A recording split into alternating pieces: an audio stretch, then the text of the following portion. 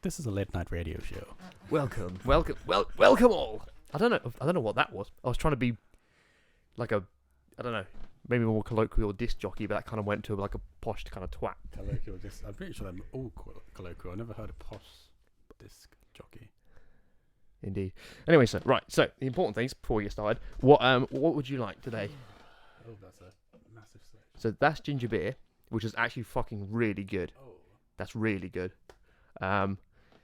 Which one's punch? That's the punch one. That's really good. That's another punch. That's really good as well. Obviously, mango, self-explanatory. And then that one actually tastes like Hawaiian punch, which is really nice. Okay. I have no idea what those two are. Yeah, I'm not touched that. That is just poison. Well, the white one. Yeah. I quite like it. I don't know what flavour it is though. I don't know. I think Monster always need that sugar. Yeah. I tried the ginger beer one. That's alright. Yeah, do it, mate. Oh yeah, because fucking zero sugar. I'm so sorry, Jay. I didn't mean to offend you by proposing zero sugar. That's alright. I'm not as much of a health nut as I used to be. So. Oh, mate. Well, I probably should. My brother bought me a kilo of chocolate peanuts for Christmas, and he came to me on Wednesday, and I literally finished them yesterday. Actually, it was 1.1 kilos of chocolate peanuts. 1,100 grams of chocolate peanuts. I have to shake quick before we start. You gotta be careful how you say that, chocolate peanuts. Oh, maybe we've already started. Oh, okay. Don't worry, this is staying in.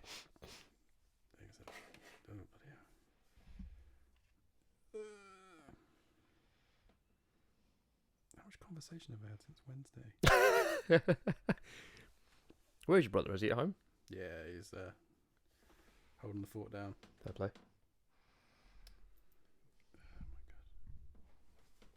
This is what everyone's tuning in for, to watch Jake go through his conversations. Sorry, everyone.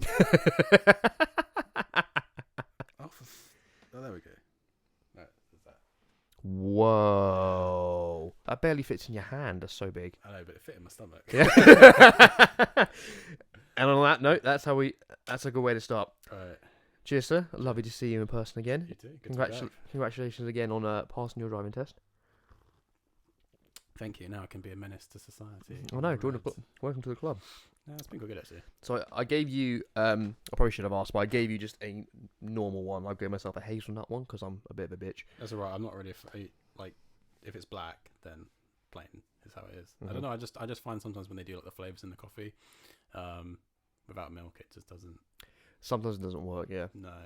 Plus, I'm partial to like plain coffee with like oat milk these days. Yeah. So Well, I think we're probably similar in the fact that I don't do the best with like just plain dairy.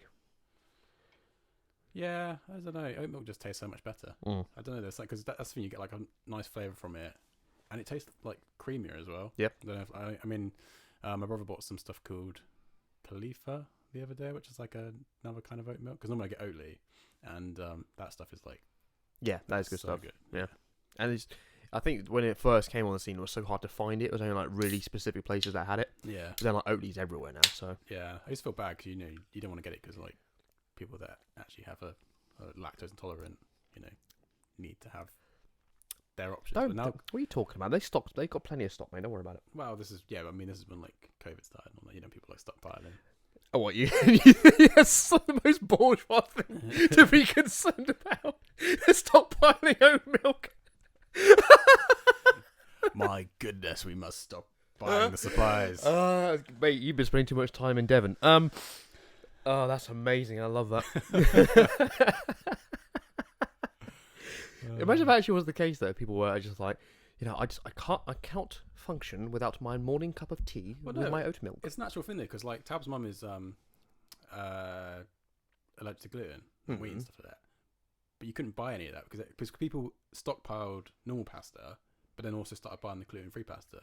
Because the normal would run out, or they would just... Yeah, because the normal would run out. So people that wouldn't normally eat it just stockpiled it for the sake of stockpiling. So then people who actually had to... That's what I mean. Like, I know it sounds like a non-existent problem, but it genuinely was like a problem because people were like, oh, well, pasta's pasta. I guarantee like gluten-free pasta tastes nothing like normal. It's like... No, I agree. It doesn't. It's very, very different. Yeah. And I guarantee people, if they were buying it for the sake of buying it, wouldn't enjoy it. I'd be very interested to know how much of a difference health benefit it does for people who are allergic to gluten. Because remember, it was when my mum started her nutritionist course, she switched us over to like brown rice and brown pasta and stuff. Because she was like, it's better for better than white. And then you find out later on, it's actually, no, you actually digest white better because the whole meal, you think, oh, whole meal is great. It's like, no, your body struggles with that more because it's closer to the actual fucking wheat grain, which we're not made to fucking eat. I just realised this is the conversation we should have in the car. No, I find this interesting. No, but I feel like this is definitely more of a conversation we should have in the car. Why? It's interesting. I don't know. I just feel like discussing the nutritional benefits of gluten over non-gluten after not having seen you for 6 months seems a bit of a, I don't know. What are you talking?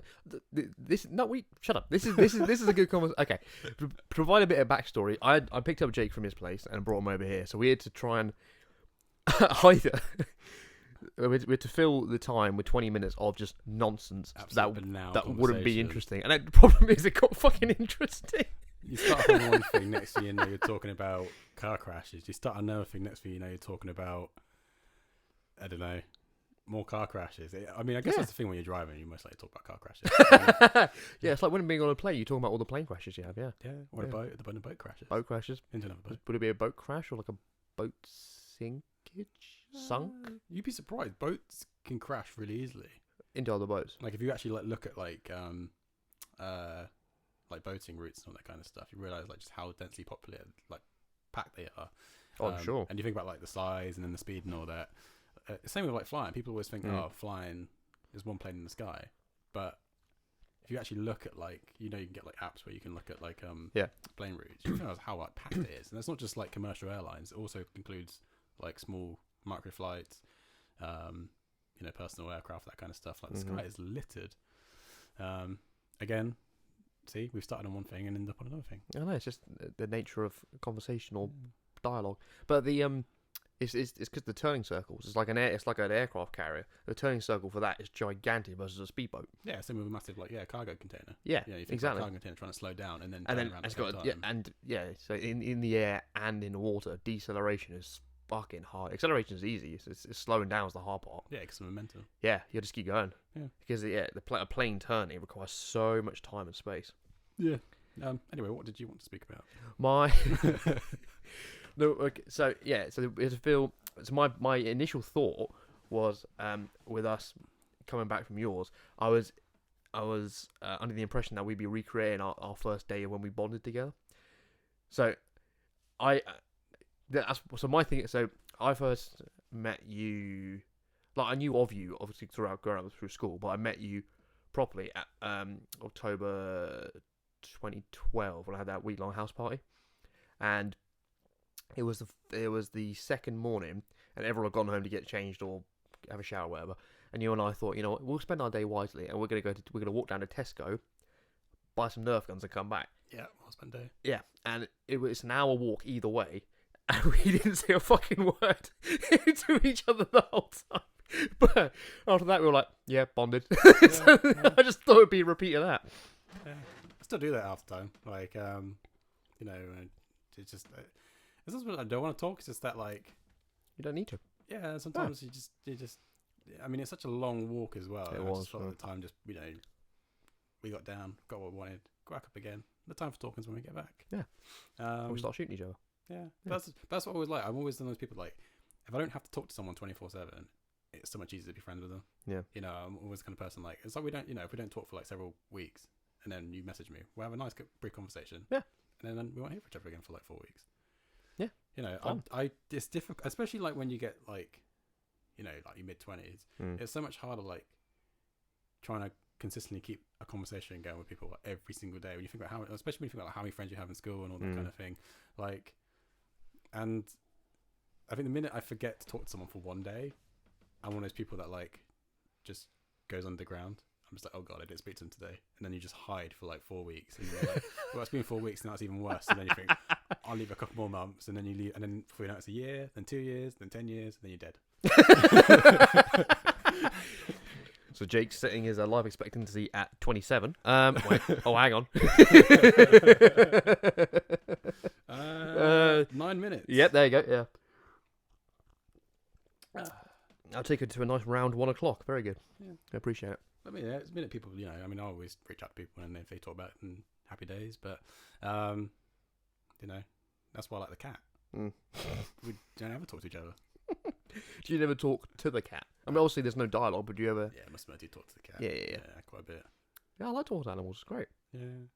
Because half the time they're like, their faces are like, what the fuck are you talking about? Yeah, I mean, I think sometimes Taos finds a bit weird when I like, because I do that thing where like you talk to the cat, but then you pick the cat's voice, and then the cat talks back to you.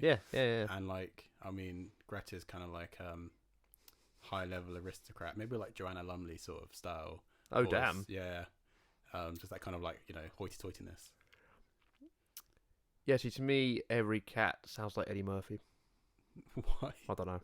It just sounds like because he just looks so unimpressed with you, and it's just the look of utter disdain. They just sound like Eddie Murphy in Delirious, just yelling at you.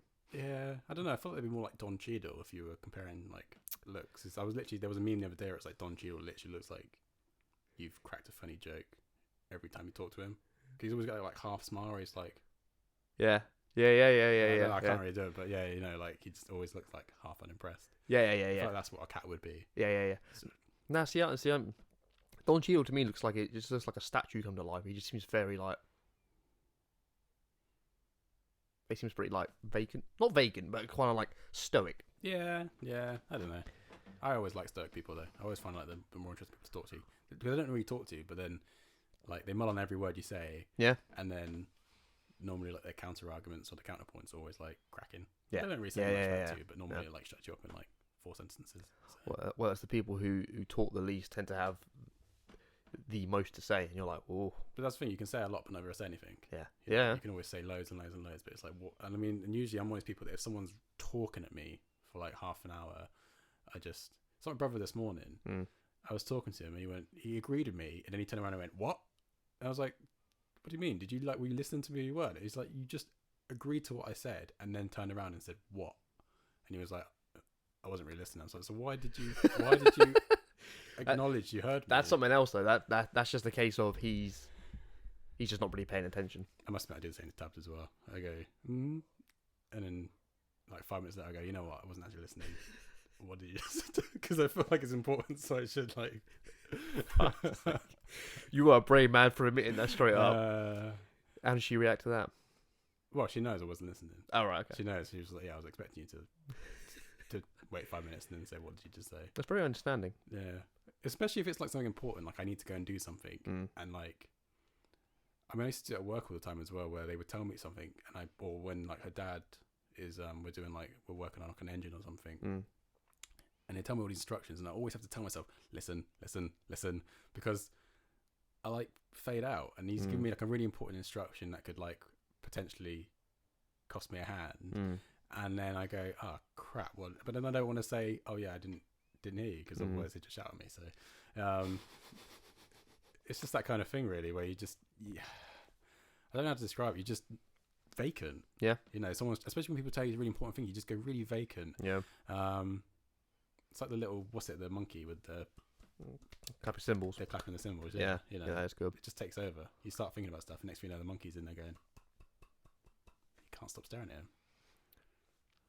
Do you think that's because it's something you're not entirely enthused about? Like, therefore, you're like, you're telling me this because it's important to you and therefore me, but I personally don't care. I don't know. I think it's either I'm on my phone or TV's on, or I think when it comes to stuff like that, it's really, really important. I guess panic. If you don't hear what went wrong, then you can feign ignorance if something happens to you. Don't press the green button. So if you accidentally press the red button, you're like, what? You're like, what? You didn't say anything about that. What are you going to go at me for? You can legitimately say, like, I never heard you because you didn't actually hear them. You didn't know what the green button or what the red button did. Because you weren't paying attention. You weren't paying attention. So. Got ya. So it's a safety mechanism. Yeah, kind of. So Jake, why did you do the exact thing I told you not to do? Oh, I wasn't listening. Yeah. But when you say you weren't listening, you're being honest about it at the very least. But they're going to get angry and be like, why weren't you listening? It's important. It was important. When they ask that question, you normally just run off. Oh, okay, I got it. Yeah, it's not so much the... It's the what? Well, it's the why. That's Yeah. I can't ever explain the why, but the more important thing is that I genuinely didn't hear what you were saying. Well, there's a reason that phrase "reason not to why." That's it. Yeah. Is worked into the collective canon. I don't know. I just wanted to say "reason not to why." It sounds pretty good. I like when you have those phrases. You're like, I want to say this out loud. You're like, that sounds cool, and then Do you know what people it are like, means? huh? Nope. Most of the time, I have a fair idea. If not, I can just guess it because it's pretty self-explanatory. Yeah. I wonder where that came from. Reason not to why. Like most things, it's probably some Shakespeare root or something. Probably I've never heard of it before, to be honest. I'm just agreeing with you because You're doing it now. You're such a dickhead. And here's me thinking, oh, it'd be lovely to see Jake. I think I'm also one of those people that, like, when someone's talking to you and like they're explaining stuff, you never want to act like you're ignorant of something. So something, Yeah, say, yeah, for fair example, enough. someone saying like, just like with my car at the moment, I'm fixing my car up, and so like Tab will like basically say, "Do you know what you're doing this?" And I'll just go, "Yes." Even I don't.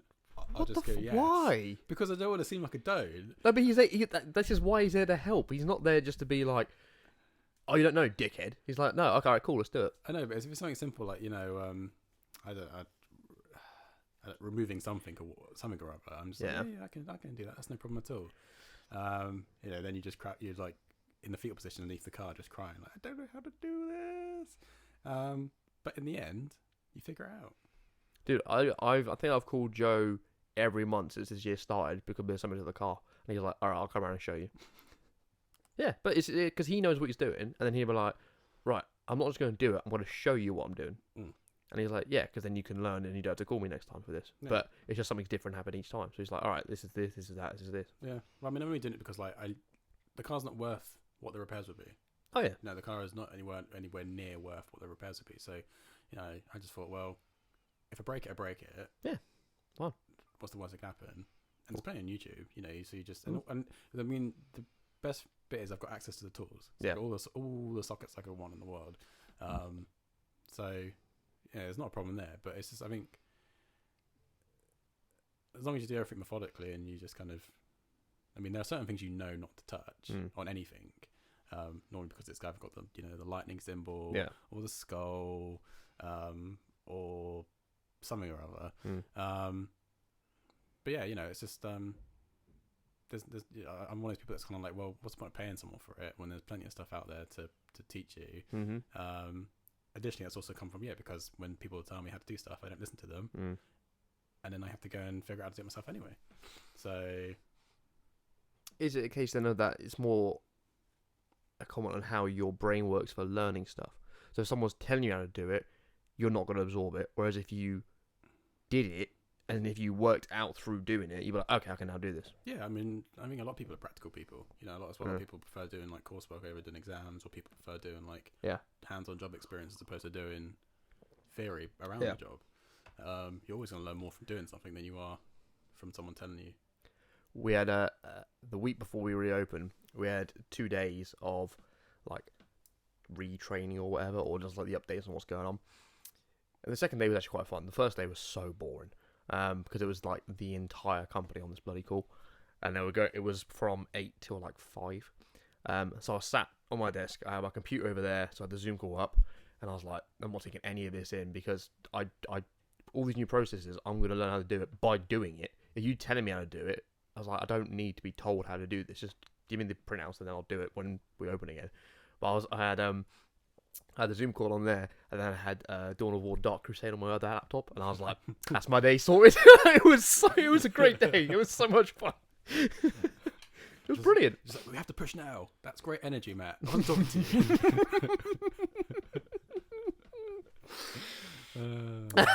Yeah, that's very good. I like that. But yeah, because I'm just like, I'm just not going to absorb it. You actually show me, if you actually give me a chance to do it or to show me how to do it, then that's fine. But don't tell me what to do. I'm like, I'm just not going to go in. Yeah. I mean, if you generally don't know how to do something, you know, it's always important to listen.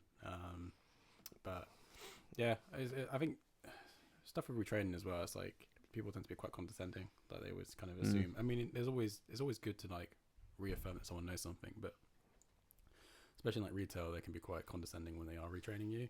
They kind of act as if you've never done the job before, and I think especially like depending on who's doing it as well, because I always have this thing as like when you had like senior management come into places, and they've never worked on the shop floor before usually, and then they're basically telling you how you need to do customer engagement. And you're like, but I'd literally do this. Like I know our customers specifically, our demographic. I've never seen you in here before. Mm.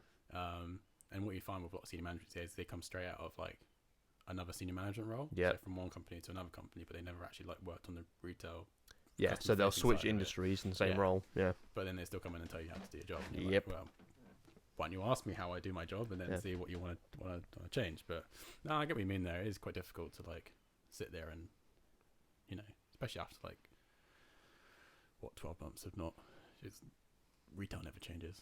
Customers No, of course not. No, it's just the products change, that's it. Oh yeah, the products change. You know, it's always good to know your products and all that. But Yeah, and that's the good part about it, is that you obviously want the products to change. Otherwise, that is just diabolically boring. Mm-hmm. Yeah. The good thing is, at the minute, is that because they've had quite a lot of shifts, they've taken people from who've had a long career in stores, and they've given them promoted them to more like regional roles. Like there's one guy who I met. He used to work in the Clapham store, and he worked in Basingstoke and Farnham and all over the sort of place. So he started just after me. It's the same sort of timescale, but he's now the regional trainer for the South. Yeah. So it was great. He came into the store the other day because we got a new guy, and he was spending time with him. But we were just chatting shit the whole day. He was like, "Look, these are all the processes." But like when we were busy, he was serving customers alongside us because he was like, "Yeah, no, this is mainly what I've done. This is the new thing for me." Yeah. So they've taken someone with direct on the shop floor retail experience and given him, you know, a more outside role, but he has that wealth of experience, and he's got all of those, you know, tendencies and memories and reflexes of how to interact with the customers. Still there, which is great. And it's better because you're more likely to engage with someone like that. Hell yeah, Massively more important. Like, absolutely. To engage with someone like that, you know. Yeah. Yeah, he's a peer as opposed to some ephemeral position that they come up with from someone who I've never met before and he's never stepped foot in my shop before, or any shop. And like, I mean, it's important to hold customers don't hold a customer on a pedestal. No, customers are important and should be respected, but I never been one for the whole pedestal mentality. What, customers always right crap? Yeah. Do you know the customer's only right? Actually, it's only the customer's always right in matters of taste. Apparently, that was the original. Yes. So it's like the customer's always right when it comes to what they want to purchase. Yep. But then obviously it's been kind of twisted into the customer's always right. There was in my old job, one of the directors, he said, if anyone here has an opinion on any of our stock, there's the door. And I was like, that is brilliant. That was a brilliant. He was a twat, but that was an awesome phrase because he's absolutely right. It's like just because you don't like it is irrelevant. You're there to facilitate it, and someone else out there does like it, and your job is to put them together. That's it. Yeah. I mean, that's the thing. But same with the matter of taste thing. It's like if a customer comes in and say they want something, if you don't like it, it's not your place to say. Like if the customer wants to buy that, it might be horrible. It might be whatever it is. But if that's what they want, that's fine. That's what they want. And all you can do in whatever field is give them your advice, and that's it. Because therefore you've done your job, and then they still want to have their shit. Fine, go for it. Yeah. Not my problem. Yeah, that's what I've got to sort out. It's like when I feed the pig. It's like, you know, I always say to her, well, I've got you some barley and some grains here, but if she wants to go and nibble on those roots in the corner, I'm like, well, you're technically my customer, so go and eat what you want. What is quite good since coming back, because every penny is counted. Like in the past, the company would like bend over to be like, oh, we don't want to have a bad situation with the customer. So if the customer's been a dick, but we still want to keep them in the future, so we'll give them like money off or whatever, or their money back. Now they're just like, nah. It's so great. I'm like, finally, you're just like, fuck you. It's so good. And it's because people have like expected that. They kind of expect companies to like bend over for them, and now they're like, nah, ain't happening. And they're like, what? And they're like, nah, fuck off. Yeah, you fucked up. Fuck off. We're not giving you your money back. Your fault, not ours. Yeah, I mean, obviously, as long as there's like a kind of fine line there, doesn't get abused. Yeah, I totally agree with it. I don't know. I'm glad we're coming out of it though. I feel like the attitude that people kind of developed over the last year about having respect for the retail workers and people that are on the front lines is kind of dissipated very quickly. People have gone very quickly back to their old habits. Same with being in traffic. Traffic's literally. You'd think people after driving for not having driven for like on the roads for X amount of months would come back and be a little bit more calm, but it's like a battleground out there. Delivery drivers have had such a like ownership of the roads over the last like 12 months, and when you're on there now, they still drivers, they have like complete ownership of the roads. Well, imagine what it would have been like for people actually out and about on the road. Like I went about very rarely, like to see, like Dad or whatever when he was at the other place. And when we went out, I was like, "There's no one here." And you're like, "This is weird," but you're like, "Cool, nice." Yeah. You just 10 minutes straight there. You're like, "Cool." Yeah. And yeah, imagine for the delivery drivers. I'm like, "This is easy as shit. I'm just getting from point A to B, C all the way through." It's like, as opposed to now where easy. it's like now you got to fight. everyone's fun. It was like because now that Mum's over back at the like Spencer's Wood, she says people always queuing to get into McDonald's. That's why the IDR is always like packed, because you've got the roundabout towards Reading Gate. Do you know? Oh, sorry. It's the IDR you're counting from TGI's all the way up to the M4. Yeah, pretty much. Oh, okay, yeah, fine. Yeah. I was confused. I always thought it was just that little stretch between TGI and the Oracle. No, the IDR. Well, we always talk about the IDR all the way up to. into, Okay, fine. Yeah, fair enough. But yeah, like when you get towards Reading Gate now, like people just tail back to get to McDonald's. It's just like crazy. And it's like it's really confusing if you're learning to drive, because you're like if in doubt, left lane, and then you're like everyone's in the left lane. You're like, oh, okay, there's a lot of traffic. It's like, no, they're just trying to get into McDonald's. You're like, what the fuck? Yeah. So I could have gone the right lane and skipped all this shit. You're like, yeah. You're like, for fuck's sake. But it's weird because it wasn't until I was doing. So I was like watching those mock test videos. I never heard of anything called it's called position normal driving, which is like okay. Position normal driving means that you should always endeavour to drive on the left hand side of the road. Yeah. But obviously both as normal. Yeah. Or also dual carriageways. Ooh, ice cream. Back in a bit. You should always be in the left hand. So if you're on a dual carriageway that goes into two more lanes, when you come off a roundabout, you might go into the right hand lane to come off in the right hand lane on the roundabout. Yeah. But then you should get back over to the left hand lane. But I'd never heard this before doing my before watching the mock videos, because when you get used to a route, you get used to times when you're going to stay in the right hand lane because you know that you're going to switch over coming up, or traffic's bad usually in the left hand lane because everyone's trying to go off to like a McDonald's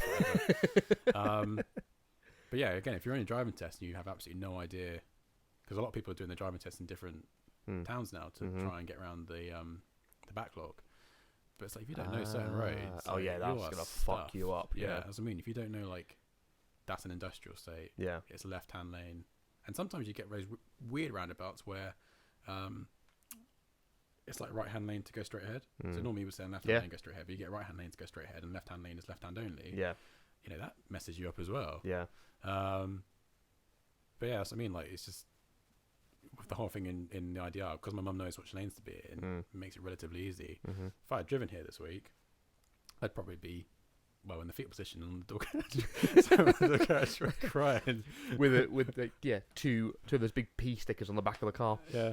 Because I'm finding like Reading traffic's becoming a lot like London traffic. Oh yeah, you have to really big fight. time. It's not just a case of like, I mean, we were driving past Majestic Stadium, going past that roundabout, and someone was just all over. They weren't in any one lane. They were going right, but they were drifting out into our lane, then back around again, and I'm just like, and I don't remember driving in Reading being like as bad as it. I think it's all the new developments. There's way more cars. Because it's not just Reading itself. Like, you've got, I mean, since they changed the roundabout from Shinfield to Arborfield, you've got all the buildings around there. You've got near yours as well. But it's the bleed over from Wokingham and Newbury as well. They've got massive developments all over the place. There's one like down the road here. It's just crazy. Yeah, and most people are just kind of like, if they want to get into that lane, they get into the lane. You've got no choice. Yeah, and the reason it's becoming crazier is because they're putting all of the Wokingham's a prime example. They're putting all these ridiculous numbers of houses in, but they're doing nothing for the roads. Like, you need to widen the roads because you need to. It just stands to reason that logically, if you're going to have more houses, particularly in semi-rural areas, people are not going to fucking walk. Yeah, I used to always have to, like, because I worked in Wokingham when I was at Tesco's back when we were in sixth form and all that. Oh, that one? Oh, okay. Yeah. I used to have to always, I drove on my motorcycle, but I was filtering pretty much the entire time. Filtering through Cemetery Junction, filtering up past Sainsbury's on the way on the Reading Road, all the way in, because it was always a backlog of traffic. Yeah. Especially when they changed how the station was. Yeah. Even worse. But at that point, I was getting the training. But if my mum ever picked me up from work, if you didn't have a bike, you're always in a backlog of traffic. Yeah. Especially if you're Wokingham itself, because it used to all be like it's like a nice little kind of small townish one way sort of system. It's cute little village. Yeah. Yeah. But the 2 times I took the dual carriageway, even just getting up there, if there was any traffic, it was awful. Yeah, because it's the turn off straight onto the like left to Warfield or right to Wokingham. Is just a nightmare. Absolute nightmare. Yeah. But like I say, because I could just filter through traffic, it just Yeah, it's easier for you. Excuse me. Which was the hardest thing I had to remember when I did my first driving lesson. Like driving the car. You couldn't go through between the don't vehicles. You're actually doing that on day one, just like. Instructions like, what are you doing? We're alright. You're like, what? We're in a Mini. It's fine. Yeah. Press a little button, it like flips up on its side. Just driving like on the edge. You see those motorbikes where they've got like the big panel that comes from the front and goes all the way to the back. Yeah. And they've got like it's like a seat in the front and a seat in the back. It's like that's how we do it. That's how they do it. Yeah. Yeah. You're just in the back like, why am I here? Or that thing in Harry Potter where like the bus goes in between the two. And, like, yeah. Pretty thin. Yeah. That'd also work. I remember as a kid finding it hilarious when he's just like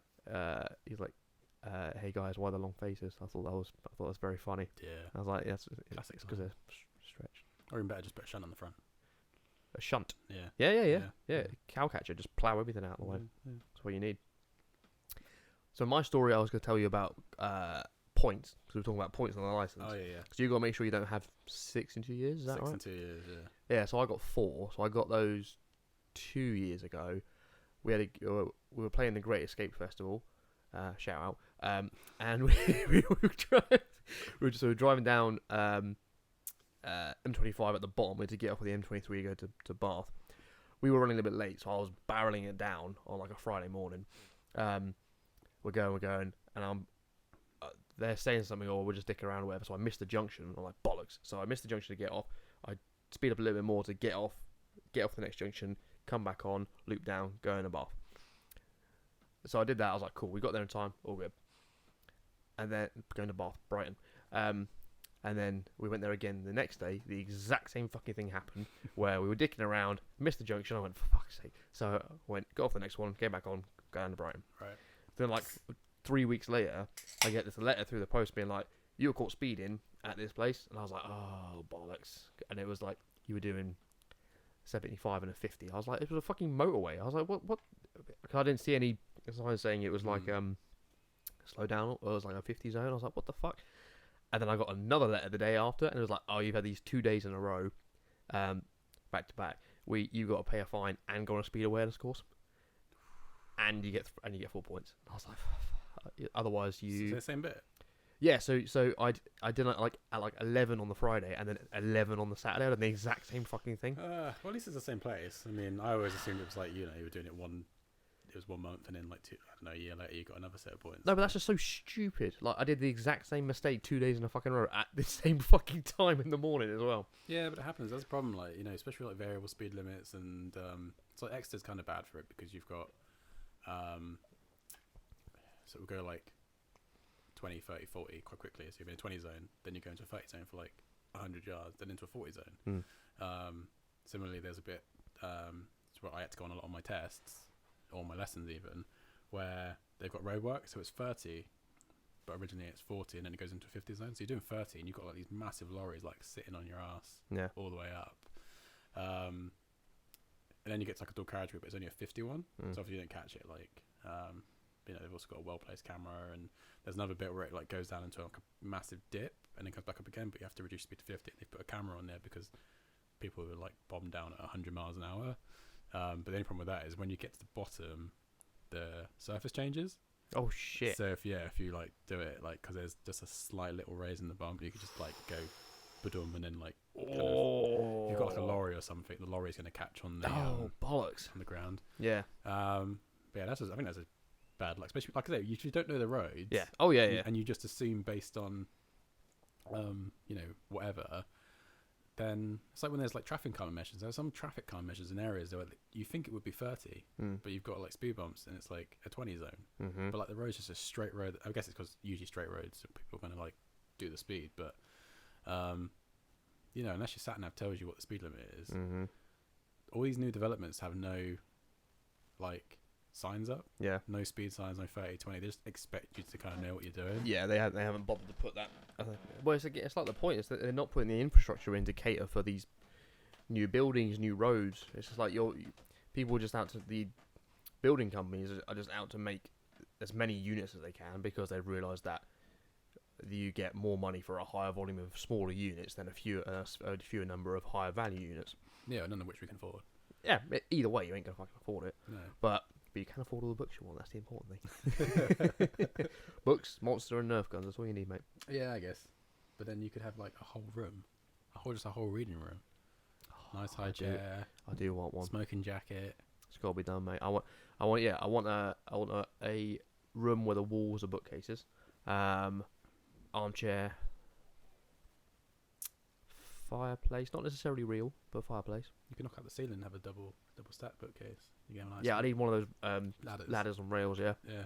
I feel like that might take away from one of the bookcases. There, I could do it. Just buy more books. Yeah, I mean the ideal is obviously the library from Beauty and the Beast. That is the ideal library. Yeah, which I think is based off of a castle in Austria, I believe. I think all the dusting though. Oh yeah, I mean you have to employ someone to look after it. I mean, he did have a literal sentient feather duster, so it does kind of help. But that could seem to be able to fly, so that's pretty good. Yeah. Could just kind of like woof. Are we talking about the live action film or the both? Okay. Yeah. I mean the live action was pretty damn good. They nailed that. Or just like just get 5 cats, because they'll be walking on the bookcase all the time. Give them a little. Will that get rid of the dust? Yeah. You can tie a duster to the tail. That could work. Right, it gets plenty of dust on it. Oh. So dust that behind my monitor. That could work. I think I'll stick with a smaller one because then you can work in a false bookcase. Oh yeah, that's a good point. Yeah.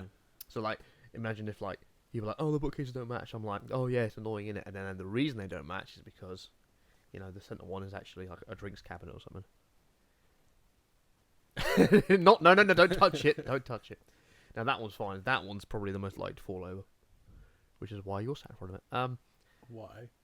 Just because it's the smallest. Oh, okay. Whereas this, I don't even know. This is definitely not a bookcase. I don't know what this is. Yeah, but the IKEA one should come with like a backing bit that you put on through the wall. Oh yeah, I can't put anything on the walls because we're renting it. I could stick it down, I suppose. It's been there like 8 months, so it's fine. For 8 months, I'm trying to think. I moved in October. Yeah, 8. Nailed it. It's only been 8 months. Yeah, so I haven't seen you for 9, like in person. I saw you like beginning of September. Oh, you're talking about this room that you moved in? Yeah. Oh yeah, not the house. Yeah, I was gonna say because No, the room. Yeah, no, the house is 18 months. Yeah. Yeah, that's the last time I heard Tabs was giggling in the background. Yeah. So. Yeah, it was good. Yeah. Yeah, I mean, it's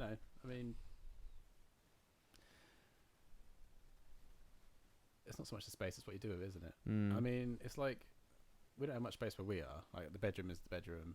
We've got IKEA furniture in there. Most of it is falling apart, which is a bit of a pain in the ass. But why's it falling apart?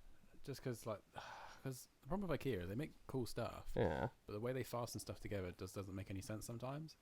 They got like plugs and like little plastic plugs and strips. Rather than just having screws, you have weird fasteners, and they don't. It's like with I don't know if you get the problem with the bookcase, but the backing we had for our wardrobe didn't fit, so I had to like make it fit because the backing held the whole wardrobe together. Without the backing, the wardrobe basically bulged out. And then the drawers wouldn't fit. Mm-hmm. So it's just stuff like that. Like that's where IKEA furniture has got it's kind of got its Achilles heel. Is it just if you don't have the right machine parts, the whole thing falls apart. When it does fit together, it's great. But yeah, anyway, I've got my office. It's only a small office, but I've got a computer in there. Got 2 monitors. Got all my crap everywhere else. That's all I need. Yeah. Small space, but happy. Yeah. Bigger space would be great, but the problem is the bigger your space, the more you got to clean, and the more you got to fill up. Yes. Don't have as much stuff to begin with. Well, that's what I found. That's why I would until Amy went to uni and I was in the smaller room. I didn't have a problem. I was like, it was nice. It was great. I was like, I don't care. I was like, I don't need a lot. Yeah. Just put it in there. Warmer as well. I always find it's warmer when you got a smaller space. I'm always hot, mate. I need to be cooler than anything else. Summer is horrible for me because I'm just baking all the time. See, I love summer because I haven't got to worry about chopping logs anymore. Oh yeah, true. Yeah, you're looking good by the way, mate. I'm liking the arms and the shoulders. Thank you. That's literally just from what did I do the other?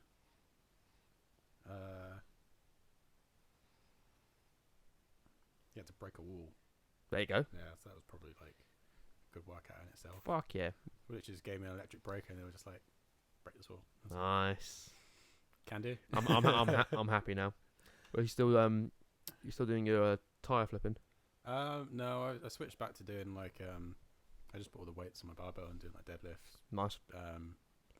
Rows. So doing over what do you call it? Bent over rows. Bent over rows. That's it. Yeah. And then just like squats and that kind of stuff. So, Beautiful. Because I was doing it. I mean, I still use the dumbbells, and then just stack everything onto and do a bit like not powerlifting, but you know, just heavy weight stuff. Yeah. Because it's the best thing to do. It's quick. Yeah. Usually get a good energy burn, and like I said, I'm not really worried about like I hate running. I hate running now. I don't ever want to do it again. And that's coming from a man who ran like 5K like every day. Yeah. Inspired by Forrest Gump himself.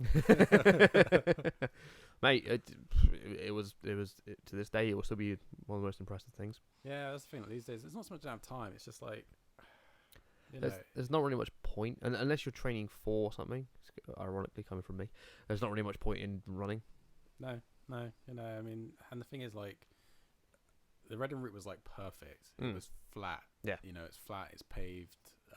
As opposed to when you're running like gravel and concrete, you have to avoid horse poo. Yeah. If it rains, the gravel is just flooded. Yeah. You know, you come back with like absolutely soggy feet. Yeah. Take it trench foot. Yes. Yeah. I mean, I just walk the dog now. You know, walking the dog. You know, I mean, to get around the farm, the perimeter of the farm is about 2 miles, so I can walk around the entirety of the farm. Bloody hell! Done a 2 mile walk. So. Damn. Yeah. So you know, kind of works, and I haven't got to deal with anybody. Yeah, that is beautiful. So I still walk on. I mean, it's still nice to walk around Dartmoor, and we take up to like Haytor and all that kind of stuff. It's a nice thing about walking. I think when we walk the dog, you've got that sense of purpose. Mm-hmm. You know, I like walking by myself, but when I used to go for a walk around Dartmoor, I never used to. It just seemed kind of aimless. Yeah. So I walk the dog now. Yeah, that's good. You kind of feel like you're doing something, and also you've got company. So if Tab isn't there, then you know, talk to the dog. Yeah. But yeah, you know, walking, I think you get just as much of a. And like it's big hills as well. So like there's one bit where you go up into the woods, and it's probably a good like 400 meter, 45-degree climb. You know, that in itself it's like when we do hill runs. Don't even fucking start with that shit again, mate. Yeah, you know, but I'd call this a hill amble, shall we say? So it wasn't even a hill run. Like a hill run, it implies that it's a decent pace with undulations. We were just hill sprinting.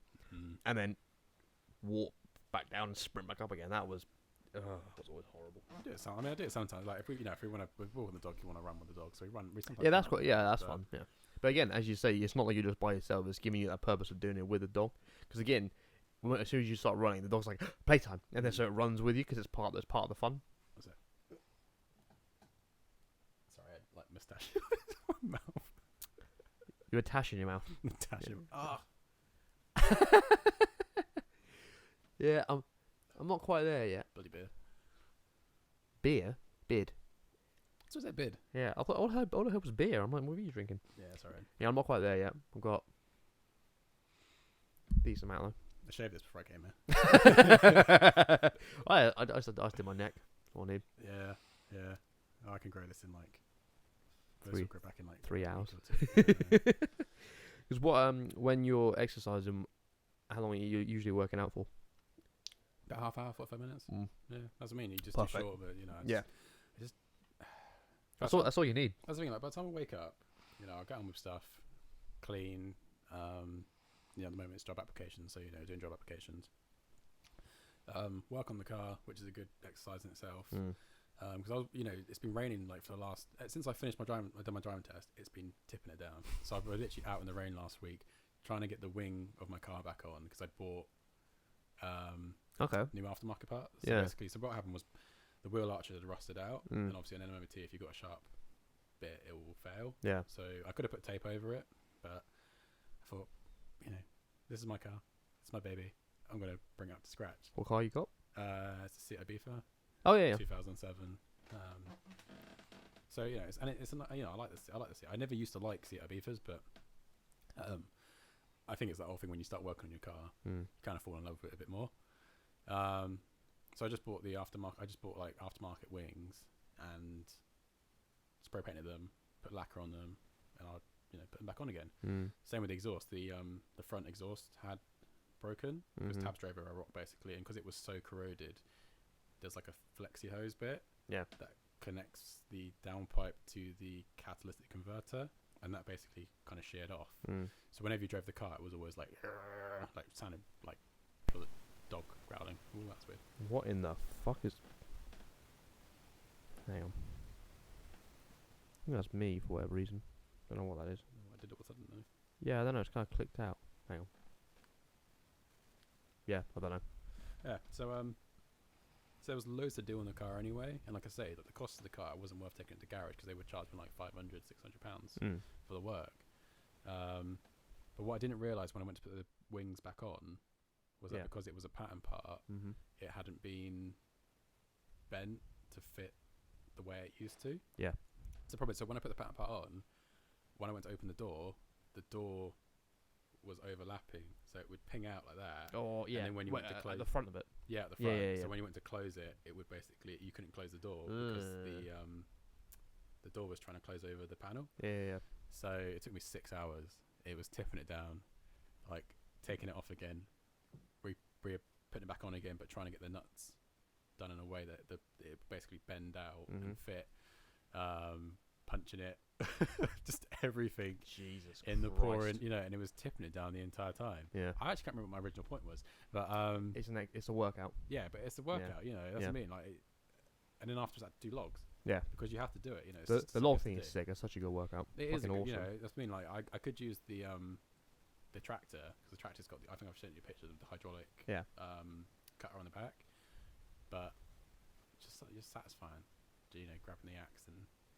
Like the video I sent you for that was sick. That was really funny. I like that. But the funny thing about that, I think I sent you the bloopers as well. Yeah. Where basically I picked something that was way too dense. It was it didn't work. Yeah. It didn't work.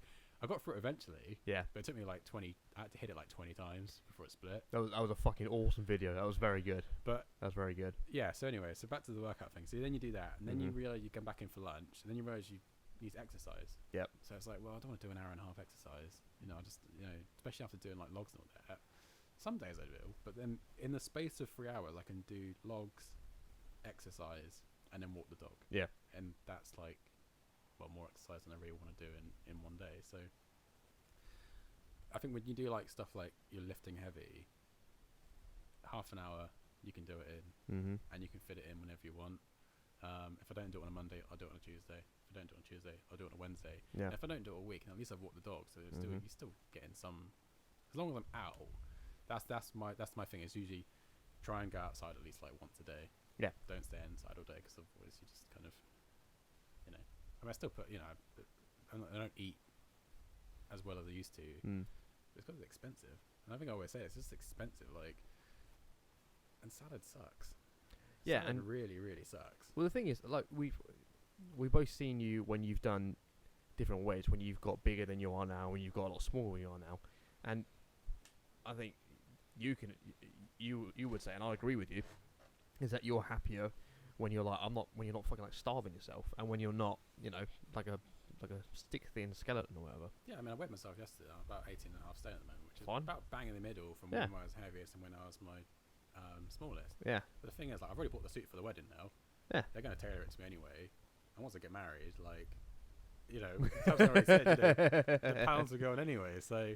No, but and for what you want as well, like you just want to be strong, and you're getting out and you want to be strong. You don't want to be lazy. You want to be able to lift stuff, but you're not running marathons anytime soon because what's the point? It's not fun. Yeah, that's what I said. As long as we can go out and walk the dog, as long as we because we watch my £600 Life. I don't know if you've ever watched that show.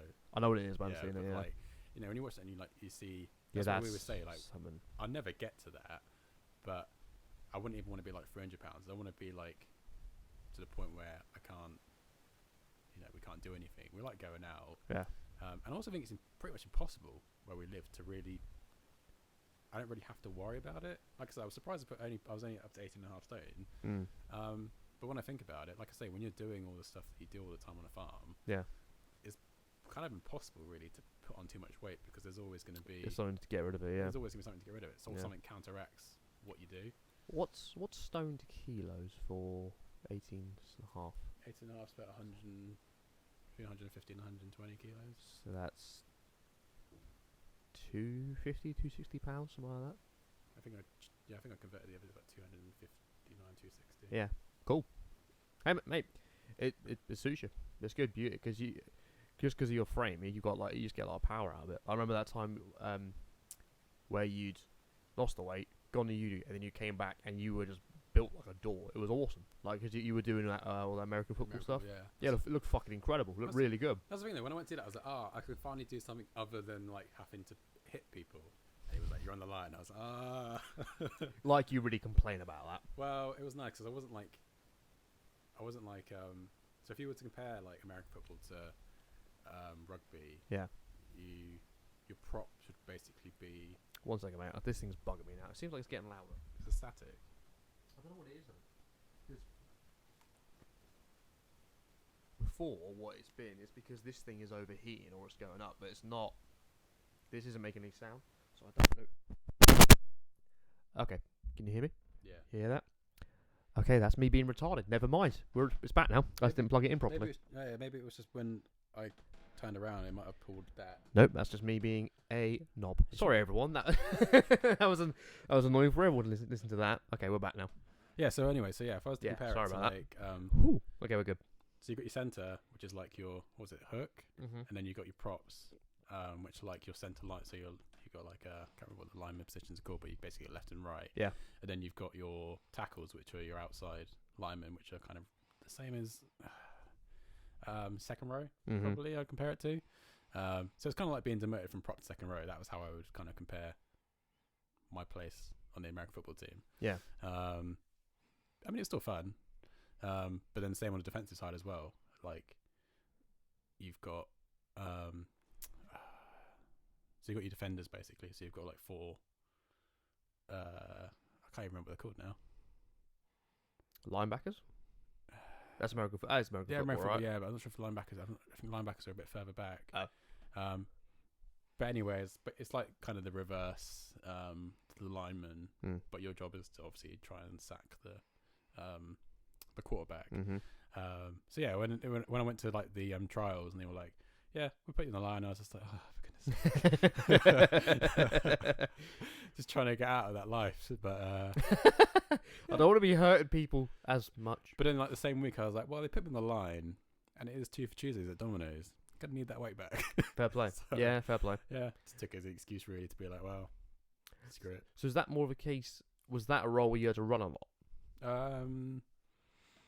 No, but you do something called duck walking. Mm-hmm. So basically, it's where you basically shuffle your feet really quickly, and the whole point of it is that you can move. Oh, you can sprint either way. Laterally, really quickly. So you're not sprinting per se. The problem is if you sprint and someone hits you, you'll go flying because your feet aren't on the ground. The whole point of duck walk is that you can basically it's small movements. Are you crabbing? Yeah, kind of. You're basically doing that. So your feet are pretty much always going to be. So if someone does hit you, you've got that second. Yeah, got you. But you can still move really quickly. Whereas sprinting, you're going to be in the air for a split second. Yeah, if I'm sprinting, you've got that kind of movement where you've got one leg up like that and your toes on the ground. Yeah, if someone comes and hits you at that exact point. Yeah, got you. So it's all being able to basically move because the defenders don't have to worry about that. Defenders can just basically run at you and hit you as hard as you can. Yeah. Plus, when you're a lineman, there are certain rules. You can't grab them. Mm-hmm. You can only hit them. So you hit with your palms. It's kind of like sumo wrestling. Oh. Yeah, it's kind of like sumo. So basically, what you have to do is you have to duck walk and basically keep doing that. Yeah. And basically, just trying to push them back. Yeah. With your palms. Hmm. But it's really intensive. Like, I can imagine. Really. If you're doing that, Jesus Christ. Yeah, we used to try where you had to mirror the person. So we would have one person who would pretend to be a defender and one person who would have to do the duck walk, and it would be like a minute, and basically the person would just like casually keep walking left and right, and you had to always mirror them. Jeez. And for a minute is horrible. You get to like 45 seconds and you start like feeling just sick to your stomach. It reminds me of fucking knee ups. Yeah, because you also have to keep that squat position as well. Yeah. Oh yeah. Like, imagine trying to squat whilst doing the duck walks, whilst doing and the person will just keep walking. You need to keep like pushing them back. Yeah. Yeah, didn't miss that at all. Damn. But no, it was definitely the best training. And then I thought that was hard. We went and did cheerleader training. So we had like cheerleaders used to do some stuff when we had the games at home, and they invited us to go do their training, and it was basically just an hour and a half of super intense circuit like training. Oh, Jesus. So it'd be like push-ups back into sit-ups, into squats, into like shuttle runs for the first hour, and then the last half an hour would be like the positional stuff, so like the lifts and all that kind of thing. But by the time we got to that, you're just like You're knackered. Yeah. I think by the time we were done, most of us were like, never going back to that. Well, yeah, I mean, you're doing the American football training and that as well. That's crazy. But yeah, I think admin for that, I probably would put a shit ton of weight back on at university. But yeah, but in a good way though. I had a lot of pizzas. Yeah, but I'd say you balanced it out. Like you put on the pounds of muscle and fat. Yeah, I mean there was some. You know, you could do other stuff as well. You could swim. We used to love swimming and that kind of thing. But yeah, I think the like I say, like being on the farm, it is really hard to, you know, put weight on because and you can't drive to the shop either. That's I mean I can now, but Yeah. you know, for the last Before like 2 you years, was walking. I haven't been able to. I can't just drive to the shop and go get like chocolate and sweets. You know, Tabs would take me instead. I can't remember the last time I've had sweets. Well, you've never been there. I mean, you've always been healthy though. No. Yeah. No. Reasonably fine. Reasonably fine, yeah. Yeah, but no, not always. I mean, you're like a monster right now, for God's sake. True. Yeah. I was gonna say, has this one got sugar in it, or is it? Probably. But I was trying to think, like, so March was probably pretty bad for me because I was just eating like biscuits all the time. It was biscuits and crisps all the time. Like when I got back to work, I was like, "Oh, this is a problem." So I couldn't do my trousers up. And I was like, "Oh, shit!" Yeah. And it was just a case of just being on my feet all for like days, and then like I get home after each shift and just be like, "Oh," because I'm just the endurance is just gone. Like it's back now, but the first week was fucking horrible because you're just like, "Oh, my fucking feet." Yeah. That's what I always find. That's the thing as well. Like when I run, my feet like just start to hurt like loads. That's like the worst part of it. Yeah. I think I'm not sure if it's because you haven't stretched your feet, or I tried everything. I tried stretching my feet. Yeah. You know, insoles, the right kinds of shoes. Mm-hmm. But no matter what I do, if I don't run for a while and then go running, you just can't do it. Like, it's just the impact again. You're not used to it again. Yeah, it feels like someone's literally taking your foot and just trying to snap it in half. Yeah, mine was weird. I was trying to think where I got to. Cause I was running pretty well last year, and then my form was terrible. I was just running in my normal Adidas. I was going heel toe. Oh yeah. And so I think it just like one day, I just woke up and my knee was just fucked. I was like, oh, it was like 3 days after I'd run as well. But I was just like, this is not good. And it took me out for like a couple of months. I thought heel toe was meant to be because I remember when I started running, I remember reading an article that said heel toe was the way to do it because if you just run on your toes, it can cause problems. Like it was meant to be like I'm not sure if it's like heel toe exactly, but more like a kind of rolling motion. So the heel toe was something we were taught because that's how you walk, and you were taught to run like that because it was an advertising campaign by Nike in the 80s to sell shoes. So they sold shoes with a cushion on them, and they said and you run like that. Whereas what that actually does is that takes all the impact through the bone of your heel and through the joints of your knee and your hip. So you're taking all of the impact through the bone and the joints, as opposed to if you run on the ball of your feet, it's harder, but that's harder because it's using all muscle. So you take the impact through your calf and through your thigh and your quadricep. So it takes the muscle, and muscle can take the impact because you can damage it, but it'll grow back stronger. Whereas the bone, it will just wear it down. Yeah. So you're supposed to run on the ball of your feet, which is where Vibram and Vivo came up with this 5-fingered shoes. Okay. So that's why they created it. So you run on the ball of your feet like that. So you're supposed to do it, like you're sprinting. But I think it's also like an ego thing where people are like, I don't want to do that because if you did it, because I was the most I could do running heel toe was 8.5k, but running on the ball of my feet, the most I can do is 3.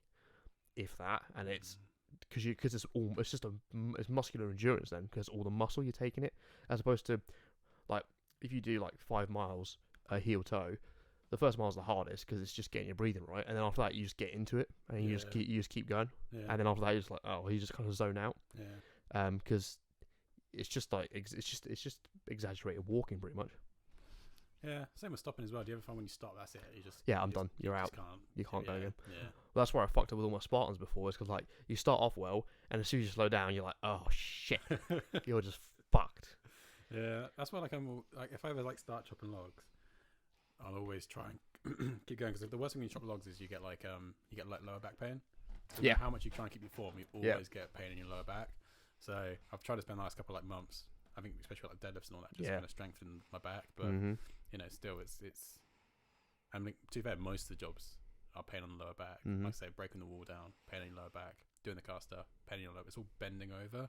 Because my problem has always been like my posture. I always find like I always walk like like a head like forward, like a bird. Yeah, like a bird. Yeah. Then I think about it. Then I try and correct it, and then like a week later, I'm back to just do the same thing again. Because I've always been thinking like maybe I should buy. I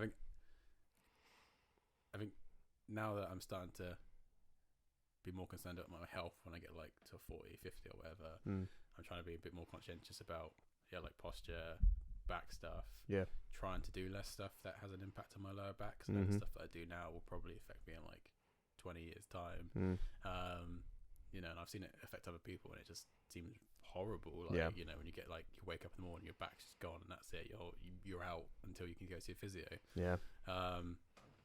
But again, it's like stuff that only lasts for a week, and then before I know it, like I'm just back to bad posture and back to kind of, when I walk the dog, I try to walk, trying to get my back straight. But even in that in itself is tiring. I think that's the reason why I always go back to like bad posture, because trying to keep good posture is tiring. Like, have you ever tried to? Like, have you ever tried to meditate? You try to keep a straight back, and after like 5 minutes, your back, you just feel like your shoulders are killing you. It's the wrong kind of meditation.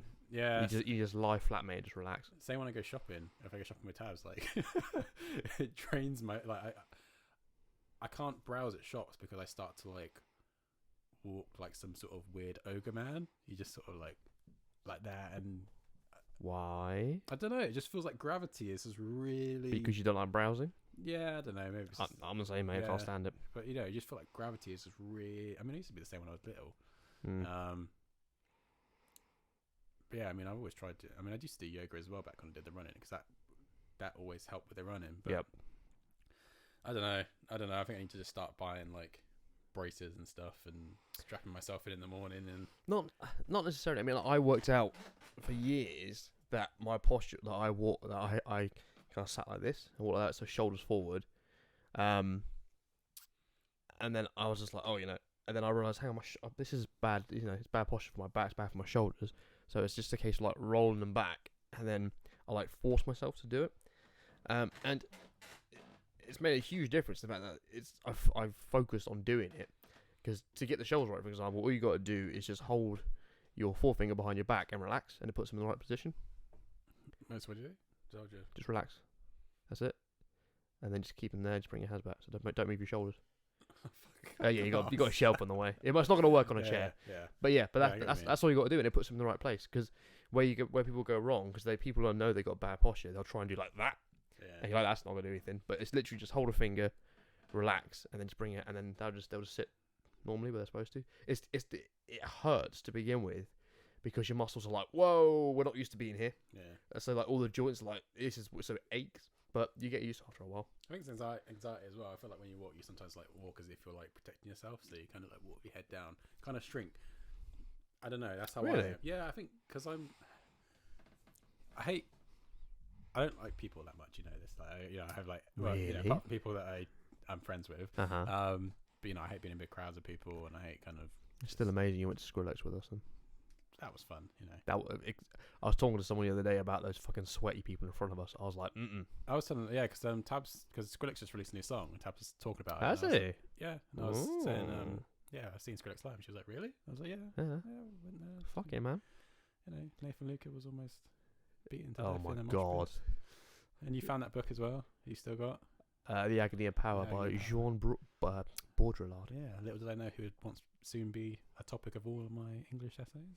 Oh, yeah, fair play. We did loads of them, because we did loads of like philosophy stuff, that kind of thing. Yeah. But yeah, no, yeah, I was telling her about it, and that was like my first. Was it LaRue?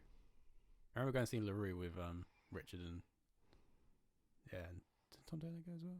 That's amazing already. That's an amazing story. It was really weird actually, because it was like because I remember I'd only spoken to him like a couple of weeks before that, and it was just like, oh yeah, we're going to LaRue, and I was like, oh cool, and he was like, yeah, tickets still available, so I just bought a ticket and went with them, and mate, it's actually a really good concert. It's bonding, mate. That's how you do it. Yeah, apart from the scary woman who was like twice my size, like she could definitely beat me up. Whoa. Yeah, she was pretty terrifying. That's pretty scary. But she seemed to be enjoying the concert as well. All right, fine. Yeah, but she's kind of one of those people you're just kind of like, right, I'm just gonna skip over it a little bit. Yeah, get out of the way of that. I was saying because I was telling Taz when it went to the Skrillex. Remember you going to run into the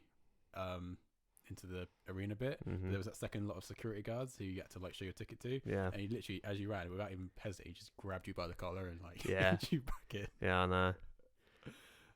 I was so excited though. Like, I get to that first check, I'm like, oh shit. And even better was the Costa that was open when we got back to the train station because we were all almost dying of dehydration. It was such a crazy night. So we went in February. It was like February the 18th or something, and we went to Pizza Hut in Covent Garden. That was good pizza. Oh yeah, I remember that. Yeah, that was good. Yeah. And then we're queuing up to get in. We get in, and we're like, by halfway through the night, we're all just like drenched with sweat. We're all like dying. It's so fucking hot in there. We get out. It's -5, and we're like, what the fuck? I feel like a fever dream. I just remember when we got off the train and we're just walking home and we're just like, we were all just like freezing. We've got our hands like in our clothes. We've taken our hands out of our sleeves. We're just hugging ourselves, just like trying to get home in one piece. We're just like, it's so cold. And then because I think the train stopped in like we had to get a bus. Yeah, it stopped at Slough, so we had to get a bus. Yeah, that's the most terrifying part of the whole evening. I said to Towers, I was like, yeah, the train stopped. She's like, where? I was like, Slough. it was when that guy. I'm trying to think now. Actually, he was out of the train, wasn't he? There was no. It must have been the one after Slough because there was that guy, that piss bloke, who was like, who we were speaking to beforehand, and he told us where he was going.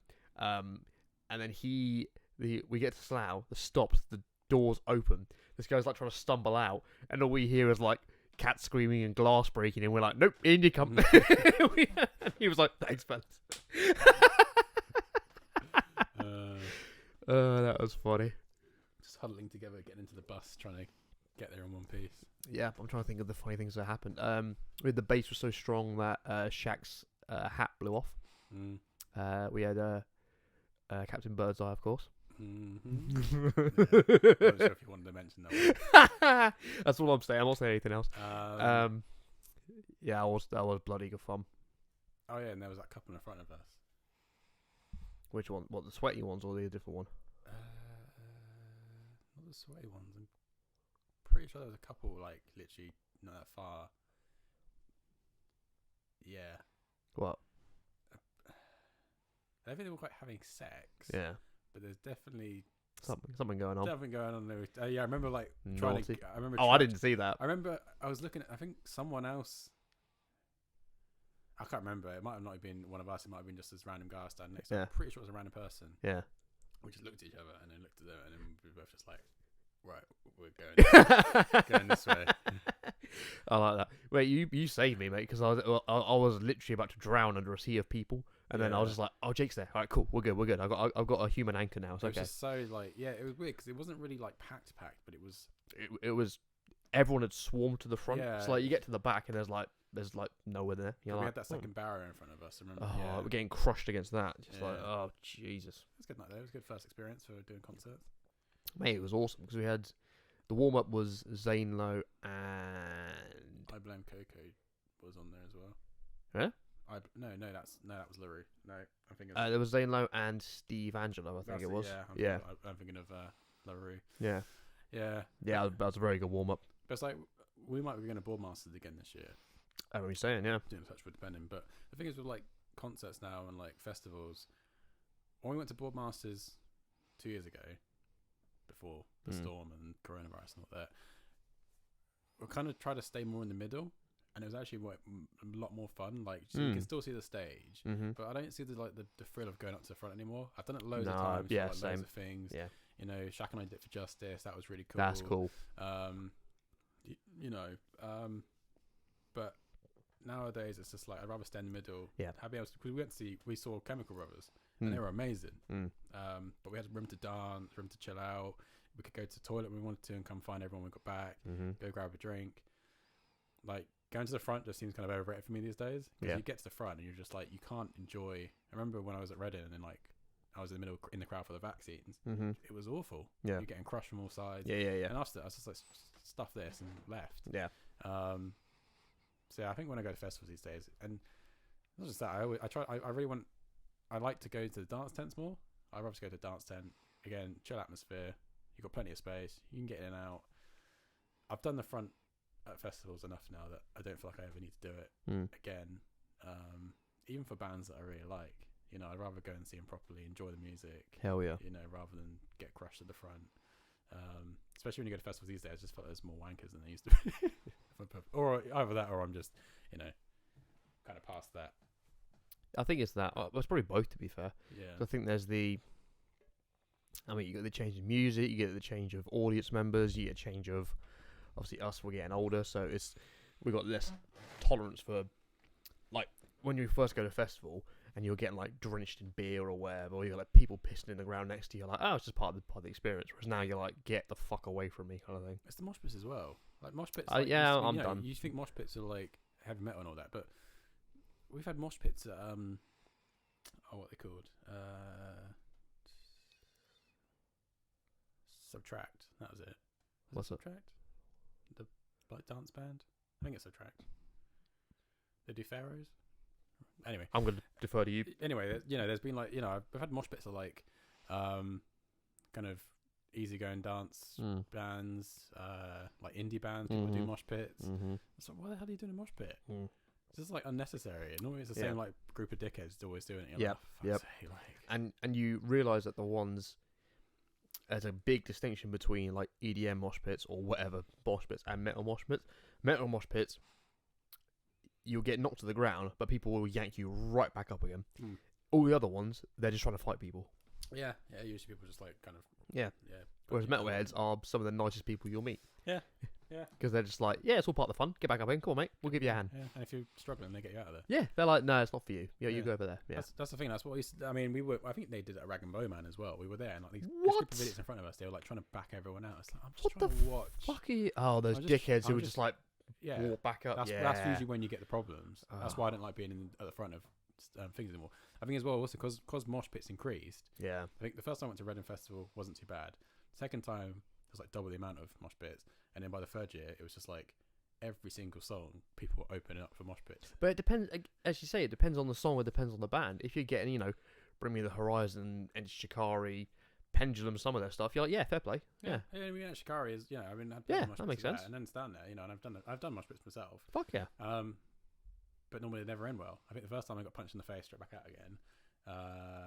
I never get punched. It was just a lot of shoving for the ones I've been in. I've been knocked over loads, but just went at the wrong time. All right. Yeah. What was one? I'd got drunk and fallen off my skateboard, and injured my back, and someone slammed in like an elbow into that same spot, and I had to like limp off because it just spasmed my whole back. That was pretty bad. Yeah, I think the Greeks as well, when they were at Reading, I remember that's I think the year I was on my shark onesie.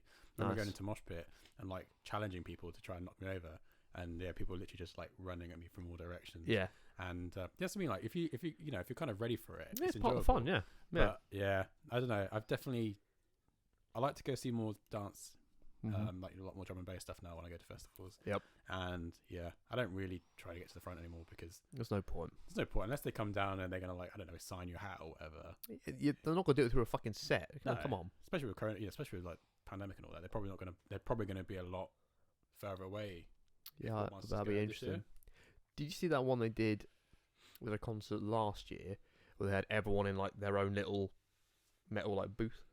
No. So they'd set up. It was like festival. So you had that big main stage, but there was it was like this metal, like slightly raised platform. It must be, I don't know, 10 by 10 feet. And you had like a bunch of chairs and a table or whatever, and people would just reserve each individual ones per party. So it wasn't a table, but you had chairs or whatever. So you still see the show, but you're just in your own little space. So like you go as a group of 6, and you went as a 6, and they did it like from the front to the back, so you filter in by number. Yeah, that sounds fun. It looked really cool. It looked really cool. So you can still see. I guess it wouldn't work for like a dance act or a metal act, but if you went to see, I don't know, Stevie Wonder or someone like that, you'd be like, yeah, this is brilliant because he's not the kind of thing you necessarily dance to. I think it could even work for like, you know, if you take the chairs out and just have people standing like in the booth, you can still dance to it. I think it was an option. Like you can do it. They were like fold up chairs or whatever, so you just fold them and put them to the back or whatever. I think it was cool. Yeah, I was like that. That was a really cool idea. Have a little snack bar, a little drink bar.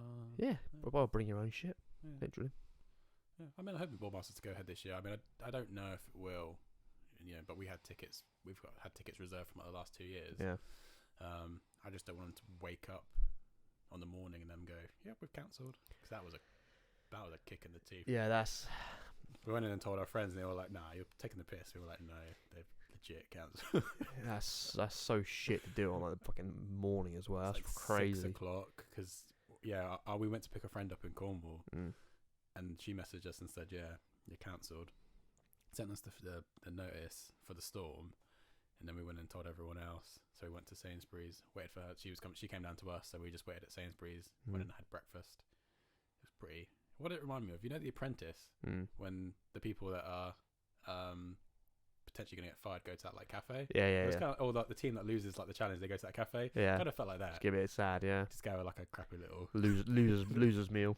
Losers meal. I mean, that does suck, but if it's a storm, I guess, you know. Yeah, I can't really risk it. You can't risk it. Yeah. But then we didn't think there'd be COVID next year, so you know. Yeah, who did? Right, I had a piss. That's right. And then we'll get another hot drink. Because we're obviously bereft of caffeine. Are you going to edit this out, or do we do some like... No, it's fine. Okay. It's all good. Oh. Yeah, I'll do it all later. It's fine.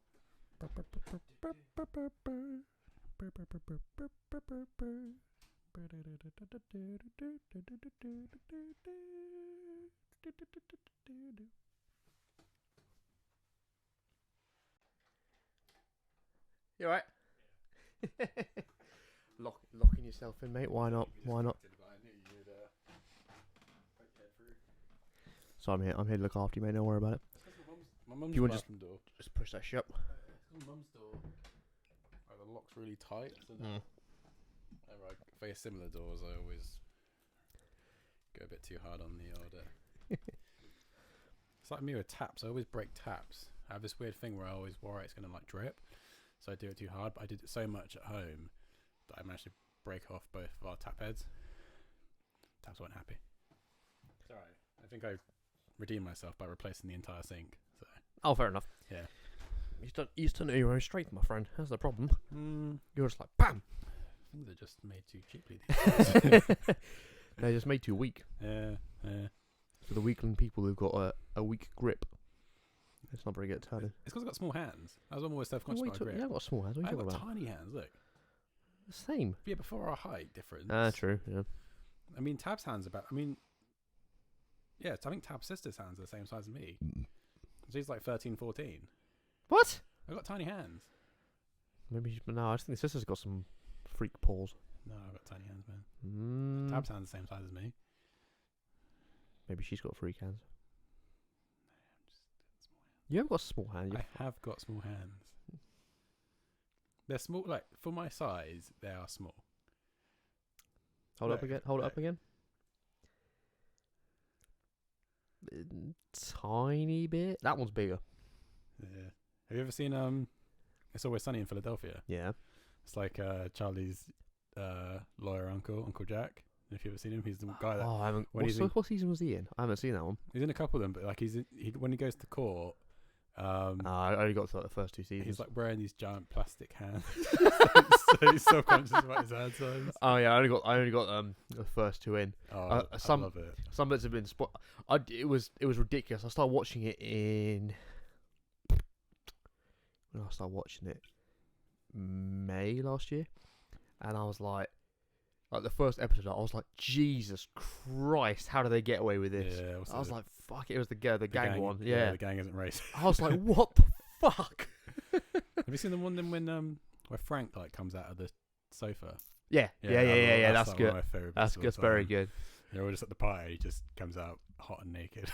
Well, the bits of it was spoiled for me, like when Mac gets shredded. I was like, that is impressive. Goes fat to thin. Fat to thin, yeah. And I was like, that's actually him. And you're like, what the fuck? Yeah. I mean, it was. I remember reading a post that he said people ask me how you do it, how I get like this body. It's very easy.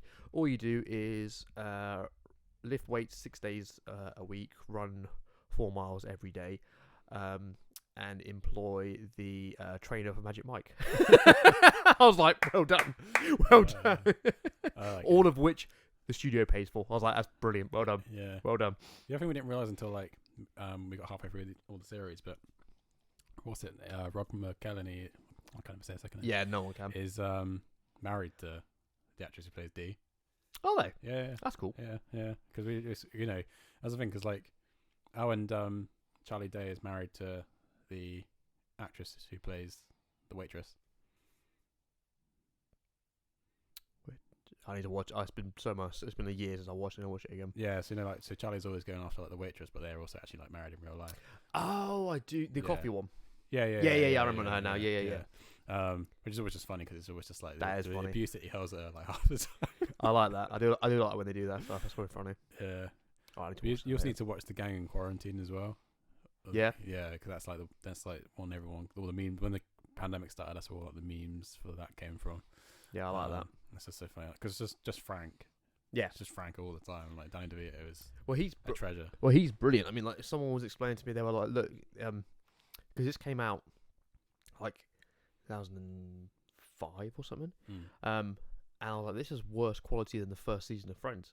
And someone explained to me, I was like, "Oh, because they funded it all themselves." Yeah. And it was like 150 quid or whatever. Yeah. That like a month they could put into it. Yeah. And I was like, "Oh, it actually looks like so someone had a sense. hand camera and literally just filming the whole thing by hand." Yeah, I was like, that makes so much sense now. Yeah. Because I was like, how the hell is this show that is gigantic has such a shit beginning? I was like, oh, it's because they didn't have any funding until Danny DeVito went, yeah, I'll do it. Yeah. And then people were like, oh, he's in it. All right, let's do it. Yeah. And even then, like the quality still like only creeps up like gradually. Like yeah, but that makes sense because the jump would be weird. Like yeah. I watched the entirety of Cougar Town. Oh yeah, that's good. I was surprised how good that was. But with that and with Community, the difference in quality from season 1 to final to season 6 is phenomenal. It's like Amazon Prime series kind of quality. Like right at the end, you're like, Jesus, this is impressive. Yeah. I'll tell you what else we watched. Twin Peaks. I've heard of it, but I've never seen it. If you get a chance, watch it. We started watching it for my birthday. Yeah, it's like one of the best TV series I've ever watched. What's it about? So basically, it's about like a girl gets murdered in like this small town. I think up towards in Washington in America. Yeah. And basically, they send an FBI agent to go and investigate. But there's like, it's hard to describe. It's like thriller, horror, mystery. It's hard to describe that, so I don't want to spoil any of it. But you've got like the sheriff, and you've got like the sheriff's department, and obviously FBI agents work on them. It's more the relationship. Because when I first I thought the characters would be very different to how they actually are in the series. So did that, and then 20 years later, so I think it was 2017, 2018, David Lynch did series 3. Whoa. So yeah, but you have to kind of watch it to. There's a purpose behind it all, and when everything's released. That's crazy. But yeah, you have to kind of watch it to. So they deliberately did the first 2 and then waited to release series 3. Yeah. Wow. Yeah, kind of. That's crazy. That's a crazy long time. Yeah, it's David Lynch. I don't know if you've seen any other stuff David Lynch has done. What else has he done? I don't know. You can't throw that name out then if you can't reference his other shit, you dickhead. Did he do Mulholland Drive? I think he did Mulholland Drive. I swear I've watched loads. Yeah, tell me. Have I seen David Lynch and you can't reference it? Knob. I'm that kind of guy. So he did Mulholland Drive. Oh yeah, he did Dune as well. You ever seen Dune? Dune or Doom? Dune. No. Dune. No. Dune. Dune? No, I haven't seen it. Okay, because they're doing a remake of that. Oh. I haven't seen that or Monaghan. Wild at Heart. Nope. If you get a chance, sounds like I should though. if you get a chance, watch Twin Peaks. It is really good. Like I only watched it because like I really like watching stuff that's like in the 80s, 90s. And Twin Peaks was kind of at the top of the list to kind of watch. And yeah, you know, because I was going to watch it for myself originally, because it was my it was like the night before my birthday. I thought, okay, I'll get it now, watch it. And Tabs and I had the sofa bed out, so she watched it as well. And I thought she'd just be on her phone the entire time. By the end of it, she was hooked as well. So it was nice as well because we could watch it together. Nice. I didn't think she didn't enjoy it. I thought it would just be something she thought was weird, but because of how the mystery hooks you in, yeah, like she was hooked on it as well. And it's weird because it kind of starts off as like a 80s, 90s kind of midday murder mystery kind of thing. You know, you like watch Murder, She Wrote, Diagnosis Murder, that kind of stuff. And then it really evolves over the 2 seasons. Yep. And like most things, there's always more questions than answers at the end of it. So, but yeah, definitely recommend watching that. And finish It's Always Sunny, just because it's fucking hilarious. Yeah, I need to go through smash through that again. Speaking of the 80s, I watched John Carpenter's The Thing last night. That is fucking scary. That's a good film. That is a really good film. That's a good film. Really, really scary. I don't know. I think the blood bit always gets me. Which bit? Where they're testing the blood. Oh yeah. And the dude. Yeah. Yeah, I always know it's coming, but it always scares the crap out of me. Yeah. No, it was the thing I didn't see coming. With spoiler alert, is when what's his face has just passed out, and they've got him on the slab, and the doctor's doing like all the tests, got the defibrillators, and it just goes right through his stomach, and they just smacks his arm. I was like, oh, I did not see that coming. I was like, oh shit. They always perfectly cut when they've got the person, and they put in the like animatronics with the like the monster. Yeah, the monster was good with the husky. That was real good. Always scary. Real good. That's we didn't get. That's the problem. We rely too much on CG. Like CG is good these days, but practical effects is always going to be like. It looks a little bit cornier, less realistic, but the gore factor is always there. So what were we watching? I watched Army of the Dead on Friday when it came out on Netflix. Dave Bautista. Oh, I've saved that. Yeah, that's on my list next. Yeah. Yeah, good visual effects in that, to be honest. I love zombie films. They just you know what's gonna happen, but it's just an easy watch. Yeah. Also, did you watch the Snyder Cut? No. I had so many people. I'm torn both ways. Like most, it's literally down the middle. People are either like, it's amazing, or don't waste your fucking time. And if I'm hearing don't waste your time, it's 4 hours, mate. I'm like, ugh. I think you worked to yourself though. I think you haven't seen the original. I think that's why I watched it, because if I hadn't seen the original Justice League when we went to cinema, I probably wouldn't have bothered watching it. But because I watched it, I thought, well, there needs to be some justice in the world, so I'm going to watch it and see if it redeems. Because we went to see that. Any justice in the world? Sorry, we saw that. We left and we weren't impressed. No, we remember the conversation on the way home. We were just like, what? But it explains. It fills in those gaps. Right. See, I know you get more backstory of a cyborg. The Flash is less of a bitch. I will at some point, but I'm just not on my list. If you only watch it once, I mean that's the thing. It's a long film. I'd only probably ever watch it once. Yeah. Maybe watch it again, maybe in a few years' time. But it's such a.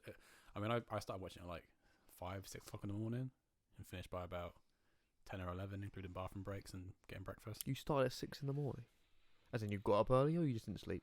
I got up early. Oh, fine. Okay, fair enough. Yeah. I planned my day to get it fit in. Okay, then I could do that. Then I didn't want to watch it during the day because which is a huge chunk, wasn't it? It's a huge chunk of it. Yeah. And if I watched it in the evening, I'd probably fall asleep. So yeah. No, I could do that actually if I got up early to watch it. If you watch it early in the morning, you're awake.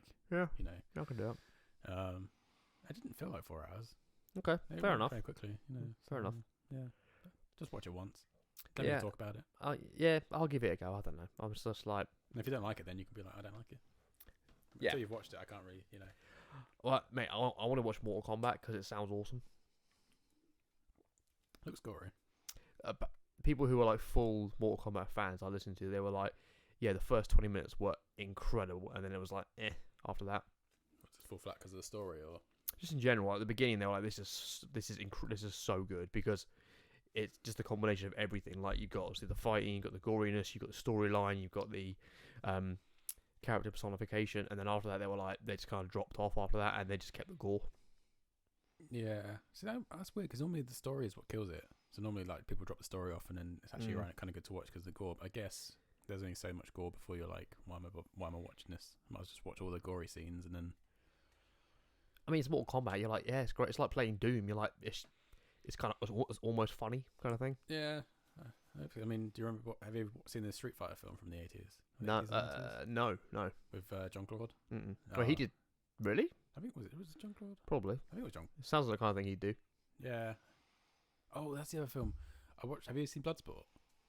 No. Oh my god, you should definitely watch that. I was meant to tell you about it after I watched it, but that is a good film to watch. Van Damme, right? It's Van Damme. Yeah. Yeah, it's just like Van Damme and his bro. Love it. Yeah, I mean, to be fair, I would probably say Bloodsport is more enjoyable to watch than like Undisputed. What? Wow, that's a high claim. I know, just because the storyline behind it's like reasonably good. I mean, the Undisputed storyline's good. They just didn't execute it very well. Like the fighting, top tier. Yeah. But the storyline itself was good. They just didn't. It wasn't very well done. Was all. Yeah, I mean, it's like a lot of Scott Adkins films though. Like. Yeah. I mean, I've seen he's in a lot more films these days, but I don't find them any as enjoyable as. Yeah, but he's only the main character in the Undisputed series and like the third. Well, yeah, but okay. He's in a lot of films, and he's in like the big ones, but like a side character, like Doctor Strange. Yeah, but then he's the main character in like the Avengement. What's it? Yeah, but it's not. Tax Collector. It's a different a level. Lot of the Netflix B films. Yeah, well, I think I'd rather see him as like a side character in like an A film than a. Hell yeah! Well, B film. Medallion, brilliant. Strange, Doctor Strange, awesome. Expendables 2. Yes, yeah. I mean, that is just the cast for both of them are just ridiculous. Yeah. You get like former Mr. Olympians and UFC champions just like showing up because we've got nothing to do on a Friday. Yeah. I don't know. The first Expendables still has a special place in my heart, I think. Oh, it's incredible. Well, I mean, the second one, they put Arnie in there. You're like, all right. And he just pulls a door off a fucking smart car. Yeah. I just like the first one because there's more Terry Crews in it as well. He's got the AA-12 with the frag. Yeah. Well, it's the dialogue between Terry and Randy. I'm like, now we're talking. Yeah. Because Randy will fuck you up. Yeah. And then by the time you get to the third one, it's like they've swapped the team out. Well, then you start adding in like Liam Hemsworth and people, and you're just like, a bit too much, yeah. Well, Liam's just like, It was like his brother got into acting. It was like, oh, we might as well give you some shit to do as well. It was never anything particularly noteworthy. Yeah, he's in some good stuff.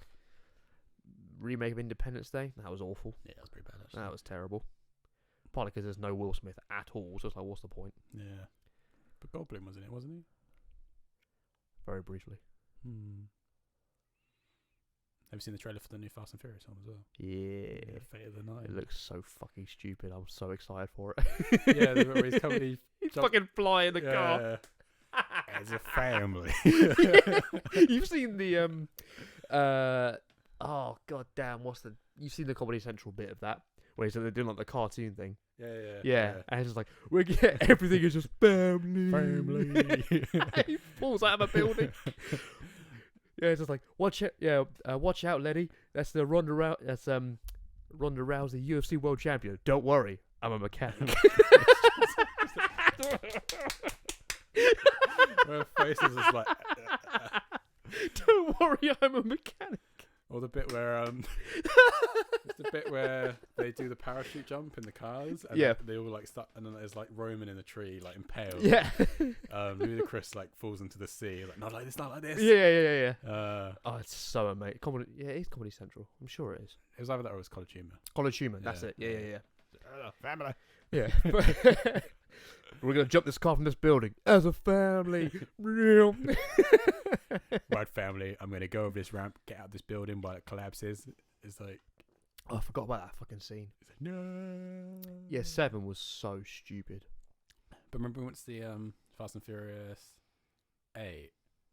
Mm-hmm. No, was it? No, Fast and Furious 7, which was Paul Walker's last one. Yes. Yeah. And remember us sitting there, and I think it was like Jess and Emma in that lot, and they were just like wondering why we all look so sad.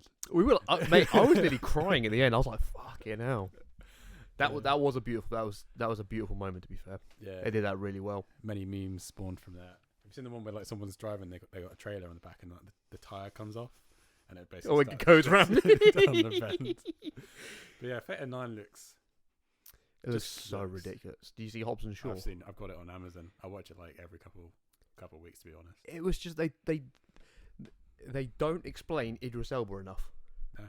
I'm like, they don't need to. This dude's like a fucking super soldier, and he has a sentient motorbike. Like, what the fuck is going on? He's Black Superman. He's black. He's Blooper Man. No, that's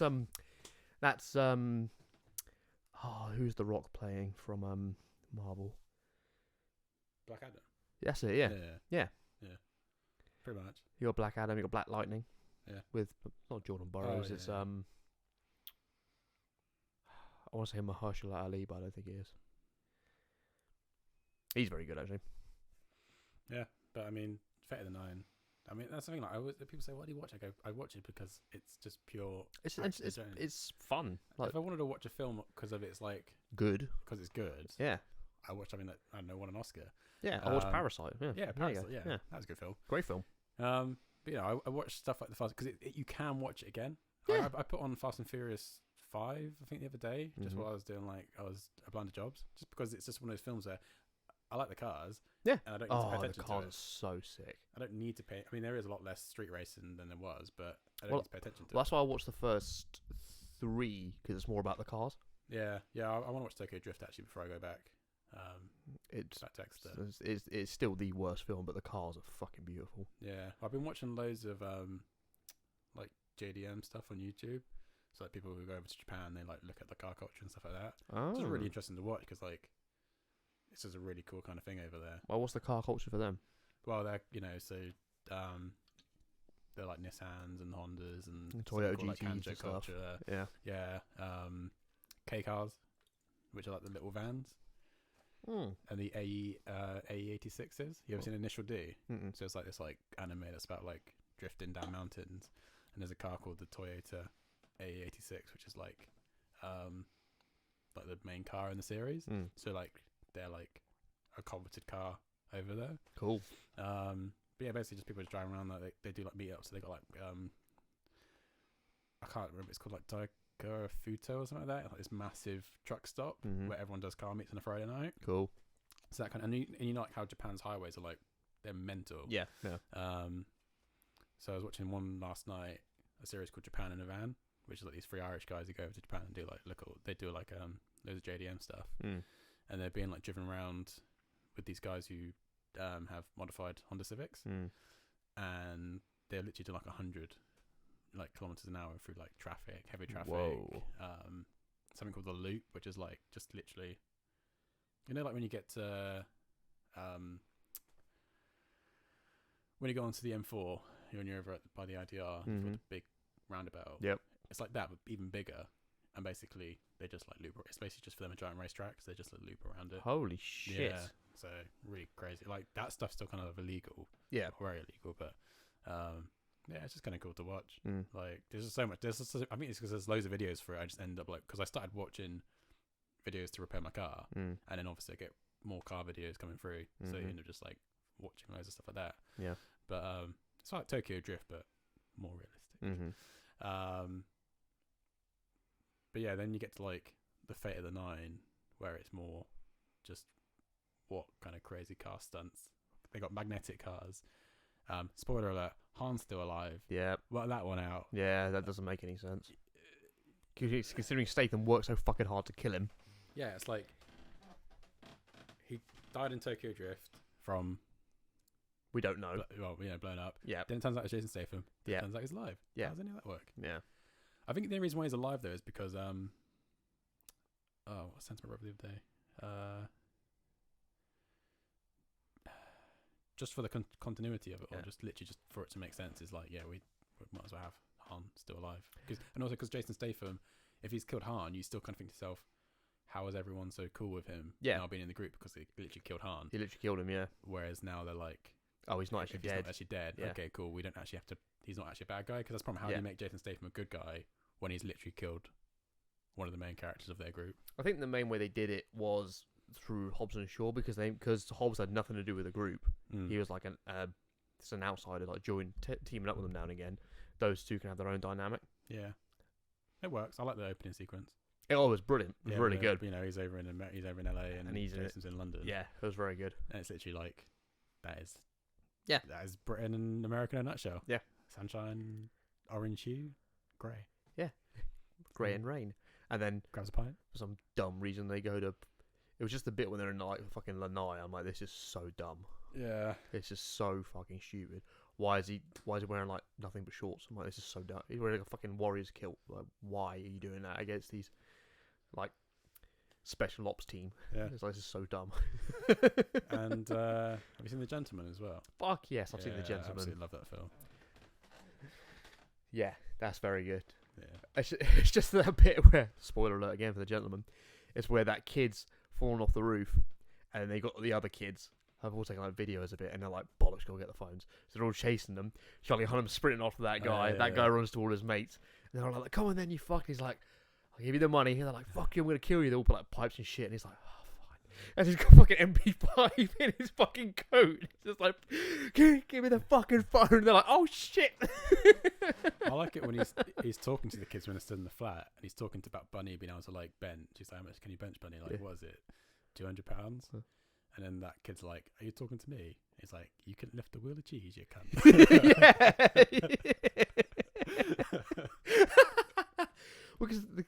Because they were like after a girl. And I'm like, I think I'm into the wrong flat because I can't see a girl anywhere in here. Yeah. And she's like that dude in the corner. I was like, oh, got you. Yeah. Pretty androgynous. I couldn't tell. Yeah, it's pretty. You might want to beat that bit out as well because I don't know how YouTube feels about swear words. But anyway, yeah. Oh, it's fine. I think I don't know if this is true, but I think there's like a 10-minute algorithm. So if you clear the first 10 minutes, that you can get away with it. Oh, okay, fair play. But I don't know. We just fucking listen to this. Well. Yeah. I don't think it's something we've got to worry about, Jake. But yeah, you know, it's just it's a cracking film. I especially like Bunny when every time like he's just like come in. That's all he says half the time. But yeah. I don't know. Well, I love how the two boys are both they're both massive and they're both extremely like gentle. And I'm like, pardon me. Up until the point where he touches Ray and he just goes absolutely ballistic. Yeah. Also, I think for Hugh Grant as well, it's like a massive. Oh, it's wonderful. Comeback. It's such a different, refreshing role. It was. Well, it was like someone was speaking to him on the radio about it. They're like, "How'd you get the accent from? How'd you like?" That was really good. He was like, "Oh, so this is actually one of my voices," because when I grew up, my parents were very posh, so that's where my typical voice is from. But I went to a very like rough school, so I had to. Growing up, I learned I couldn't speak the same way in both places. I'd speak to my parents a certain way, and then my mates a different way. Yeah. So that Essex accent you're hearing from me, that's how I spoke to my mates. Yeah. And you're like, oh shit. So he's like, yeah. So both of them are me. It just depends who I'm with. Yeah, I think a lot of people do that. I used to do that at work. I do talk it at work differently with customers. You know, I try to talk a bit more eloquently, like them. But then when I'm like talking to like, or if I'm going out to help with, like car stuff, I'll talk a bit more normally, a few more swear words. You know, less posh. Well, it's just matching who you're with. I'll do the same thing with customers. Some of them you have to be very precise and, you know, concise in what you're saying. Other ones you can drop all the consonants, start chucking in light swear words, and they're like, yeah, cool, done. Yeah, it works. Just depends who it is. Yeah. Well, yeah. Oh, that's a lot of films we've gone through. That was a few. Yeah. Dad and I are gonna watch. I saw the Devil tonight, which is a Korean revenge film. I watched that years ago. That is because I watched that after watching Confessions. I think it was Confessions. Yeah. Confessions. That was. I need to watch that again. That film fucked me up. Got it on DVD. Have you? Yeah, I specifically tried to look for it. I was like, I need to find some DVD, so I've got it. Oh, I do the same. I remember we watched it around Shaq's because Shaq just put it on. We were just like, okay, cool. And then we were all talking, and then the film started, and then everyone started to shut up one by one, and we just started watching it. Before we know it, 2 hours had gone by. And well, what's brilliant about that is it's got when you think the film's ended, and then when it actually ends. Yeah. Because you're like, oh, okay, wow, you're like, that's a fucked up story. And then it keeps going. You're like, oh, shit, I knew nothing. Yeah, it's like, stop. But I saw The Devil was also really good. Yeah, I was like, that's how you do it. Yeah. That's how you get revenge.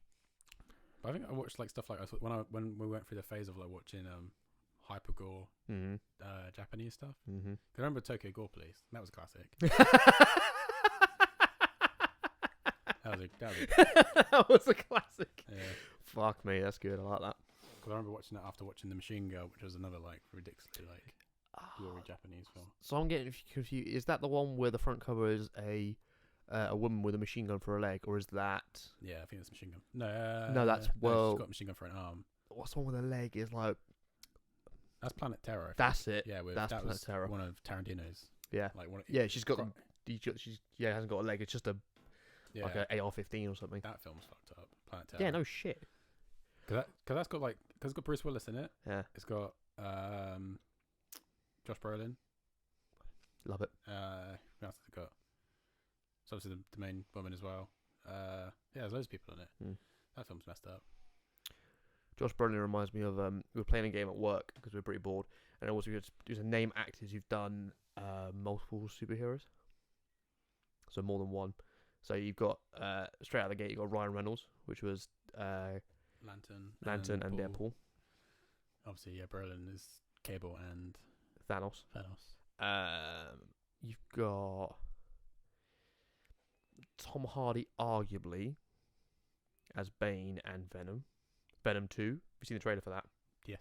That looks good. Woody Harrelson as Carnage is a very interesting choice. Yeah, see, I always thought with Venom, because like Tabs really likes Venom. Good film. The only thing I didn't like about it was that it's a 12. I feel like, Yes. the fact that it was kind of trying to be gory, because, how do you bite people's heads off without...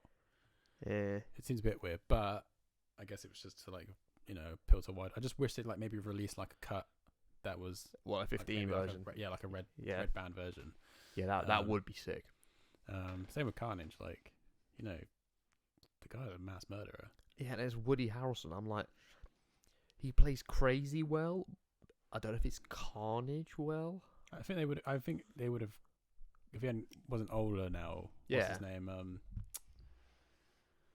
The guy who plays Rorschach. Oh, I don't know who he. I don't know. He's anonymous. He's just some dude. But yeah, I know what you're talking about. He'd be good Carnage. Yeah. Very good Carnage. Yeah. Well, he's not anonymous, is he? I think I've seen him in 2 things. I couldn't even tell you what the second one was, but I'm sure I've seen him something else. He's in Preacher on Amazon. But yeah, anyway, he would be. I think he would have been a really good. I think he was a bit too old for the role back then. Yeah, I mean him as Rorschach is incredible. Yeah, but that would have been. I think that would have been a good kind of choice. But I mean, Woody Harrelson kind of works. Yeah, I mean we'll just have to wait and see what the film comes out. I just think he's so. I shouldn't say so. I think it's just because he's older. I'm like, it's a bit odd. Yeah, we'll wait and see. It just depends what kind. I mean, the VFX for Carnage were probably pretty good. Oh yeah. It just never really made much sense because obviously the whole idea of the symbiote kind of lives on top of the human body, but with Carnage he seems to have he's much more liquid. Yeah, and Woody's like got him fully under control, kind of thing. Yeah, just because of the insanity of it all. Yeah, but, yeah.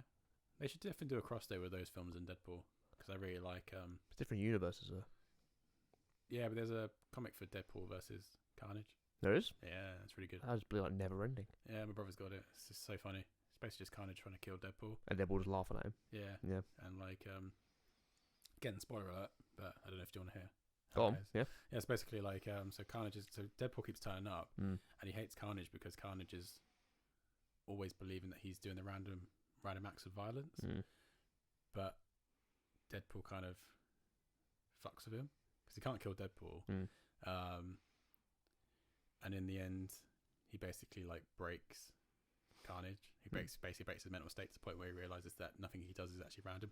I think it's again the whole Deadpool 4-4 thing where Deadpool knows that he's a comic book character, but he kind of pushes that onto Carnage, and then Carnage realizes that his random acts of violence aren't actually random, and he's just he starts as someone else's beat. His entire MO is just broken down. Yeah, it's really interesting just that's pretty cool. to see that. I think most of the time Deadpool doesn't beat people with physics. He beats people with the knowledge of that they're just characters in the comic book, and that they're being controlled by someone. So yeah, it's a good comic. It kind of also extends to Deadpool kills the Marvel universe. Yeah, that's good. Good comic. That's good. So it's probably one of my favorites, to be fair. That is very good. Yeah, just because of the way he manages to kill everyone. He knows everyone's weaknesses. Yeah, I mean, also, what are you gonna do? Like, because he can't die. Like, what are you gonna do? Like, it's not even like Wolverine can't die. It's a different kind of thing in the fact that you can incapacitate him. Like Magneto is straight away his Achilles heel, or shoot him enough times in the head with adamantium, done. Or even I think how he kills him in Deadpool vs Marvel Universe is the other guys with the healing factors. He strings them up, and every time they start healing, flamethrowers go off. Yeah. Basically, he's just trying to kill them off bit by bit. So, did you see the Old Guard with Charlize Theron? Yeah. Didn't like it. No, it was bits of it. Like it had the potential to be really cool. The concept was really cool, but it just wasn't very well executed. I'm just like, pretty predictable, and it just wasn't like the acting was. I knew where it was going from the start. Eventually, one of them would start losing their healing factor. The other one would come in. Yeah, that'll be about it. Then there's some story arc with some guy who's trying to like take their powers. Yeah, you're like, all right. That's about it, really. Yeah, I mean the fighting was quite cool. I mean, I was playing Minecraft while I was watching it. So yeah, I watched it stupidly, like fully immersed into it, and I was just like, The weapon was cool. You know, like her big axe. Big axe. Yeah, that was a cool weapon. But I think that's what got me. I was like, she's got an axe. I'm in. Yeah, other than that, the storyline was a bit. No. I think, but the thing that made me remind me of it was when you're saying how where she was caught for being a witch, captured for being a witch, and they were like, they keep trying to kill her, they can't kill her, so they locked her partner in that iron tomb and dropped off a boat, so she's just drowning forever. Yeah. That's terrifying. They should have gone with that though more. I think they didn't. That's real scary. That shit. That's the thing. They didn't go with that enough. Like no, yeah, it was just like an afterthought. Yeah. I can't remember. Did she break out at the end? Or? No.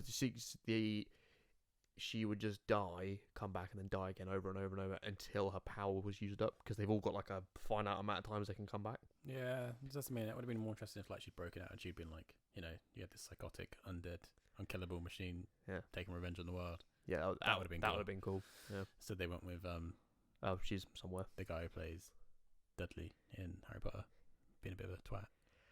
Oh shit! Yeah, it was him. I was gonna say he's lost a lot of weight.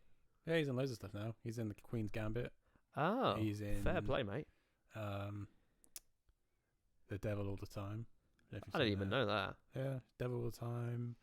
The Ballad of Billy Scraggs. Yeah, he's in loads of stuff again at the moment. Buster Scruggs. Buster Scruggs, that's it. Yeah. Yeah. Why did I say Billy Scraggs? Yeah. Billy's a better name. I couldn't watch all those. No, what? Just because there's so many of them, or just because it was really depressing. Yeah, I'm not about that. Being depressed for stuff. Yeah, and then I just finished Love, Death and Robots, Volume 2. That's pretty good. That's also pretty cool. I did the first season of Umbrella Academy, and it's all right. It was the Robert Sheehan was probably the best character because he was funny, but it wasn't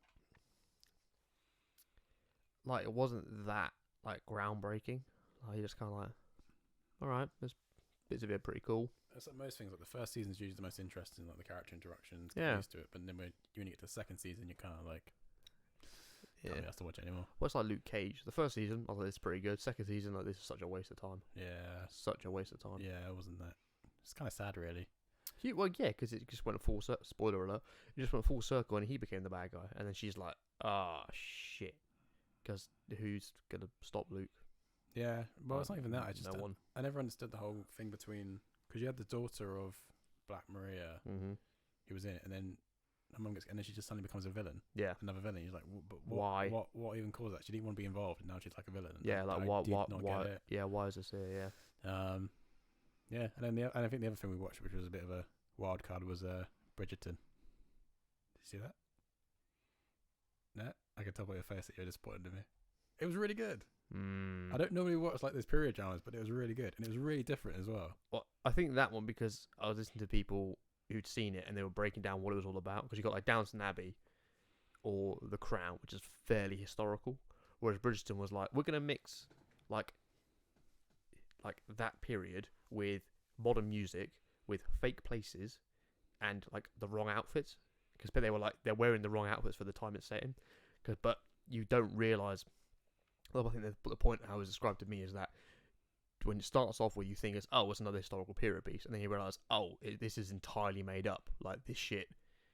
But it's not like from the get go where you know it's a fictional place. It's like halfway through you're like, oh, none of this was real, or none of this has happened. I mean, it's even set up a really good premise for like why you can have like different races in different positions of power.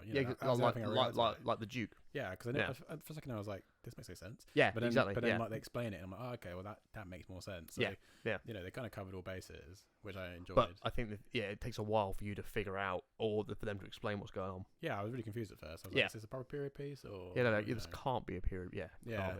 But no, it was because we were just looking for something to watch, and I just for some reason really fancied watching something that was kind of set. Different, fair enough. You know, period drama. But I didn't want to watch Downton Abbey. Of course not. British seemed a bit more colourful. So, you know, that was good. Literally. Right, I need another biscuit. My bladder is terrible. We've consumed a monster of coffee. Do you know the piss as well? Yes. Alright, cool. You have that one, I'll get the other one. Still here. Yeah, okay. Our boys are still here. Still good. Yeah, we're still good. Fancy another one because I'm a maverick. Get that one. You want that one? No, you get that one. Okay. Wasn't the punch one actually? Because the two of them are punch. What flavour is that one?